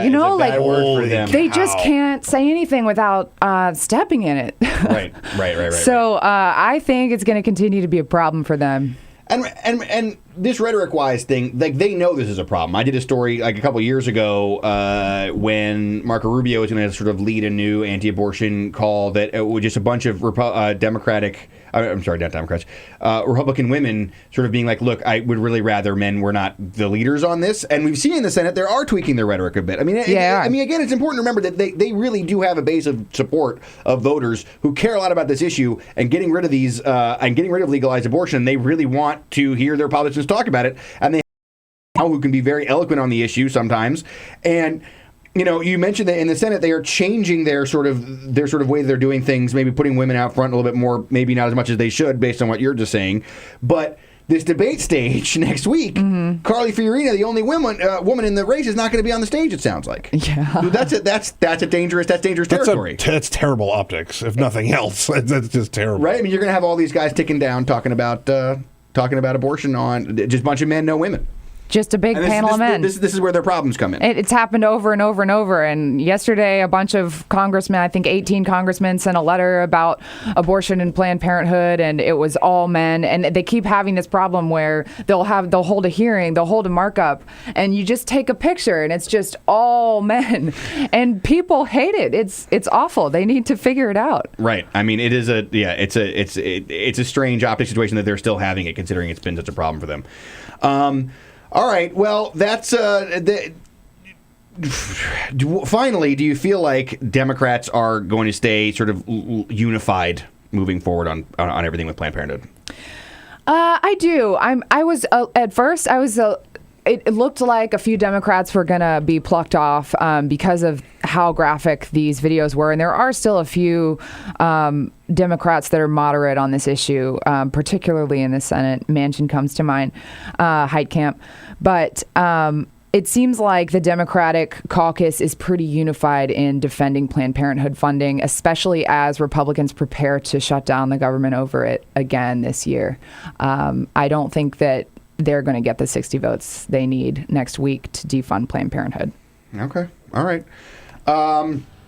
Well, that's great. Laura Basset, thank you for coming in. That was really good. I think that was like our most solid political talk that we had. Without a doubt. That was like, we just killed it. What are your thoughts on this lion, this Cecil the lion? We should really water this hard-hitting thing down. No, don't answer that. All right, we're going on a high note. We're back for one final quick segment. I'm Evan McMorris-Santoro, filling in for Bill Press. Stay with us. This is the Bill Press Show.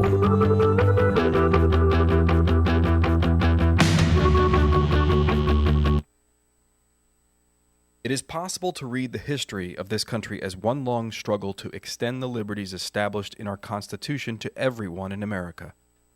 In other words, who, according to our laws and culture, gets to be considered a person? The law creates legal personhood, and movements create law and change culture. So, How have the courts passed laws to shape our culture? That history goes way back before Citizens United. 1819, Dartmouth College versus Woodward, Supreme Court case, turned a corporate charter from a government-granted charter to a contract. This ruling gave corporations standing within the Constitution. 1886, Santa Clara County versus Southern Pacific Railroad. Though the court did not rule on corporate personhood, the decision was subsequently cited as a precedent to hold that a private corporation is entitled to the same 14th Amendment rights of due process and equal protection as human beings. This makes it impossible for us to make laws that treat local businesses any differently than giant multinational corporations, even if their business practices are deemed to be harmful to workers, the environment and communities, or if they have a history of violating the law. Hale versus Henkel, 1906. The court granted corporations the Fourth Amendment search and seizure protection. Dodge versus Ford Motor Company, 1919. The Michigan Supreme Court says the business corporation is organized and carried on primarily for the profit of the stockholders. Stockholder primacy is established.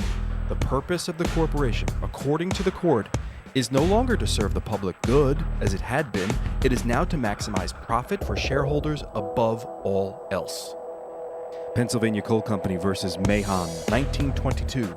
Corporations get the Fifth Amendment takings clause, meaning if you pass a regulation that impacts a corporation's ability to make a profit, that is deemed a taking, and they can sue for the right to future profits lost. This creates a chilling effect, and local and state governments become much more hesitant to pass laws in the public interest for fear that corporations can claim loss of potential profits that cities and states will be on the hook to pay.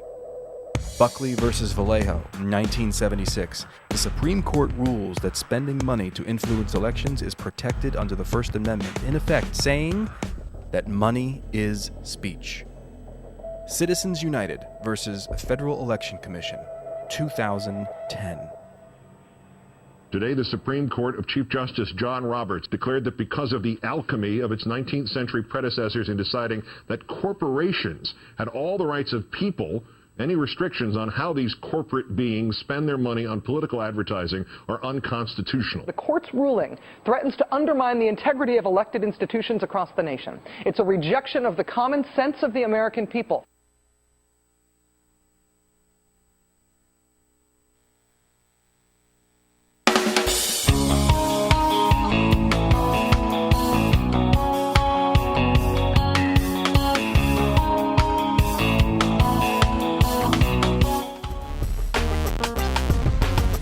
All right, guys, that's it. I'm Evan McMorris Santoro, White House reporter for Buzzfeed News, filling in once again for Bill. Thank you so much to everybody at the show for having me on. Thanks to all the guests. It was just a really great episode. I hope to see you guys again soon. Stay tuned and keep listening to Bill Press. He's got a great show.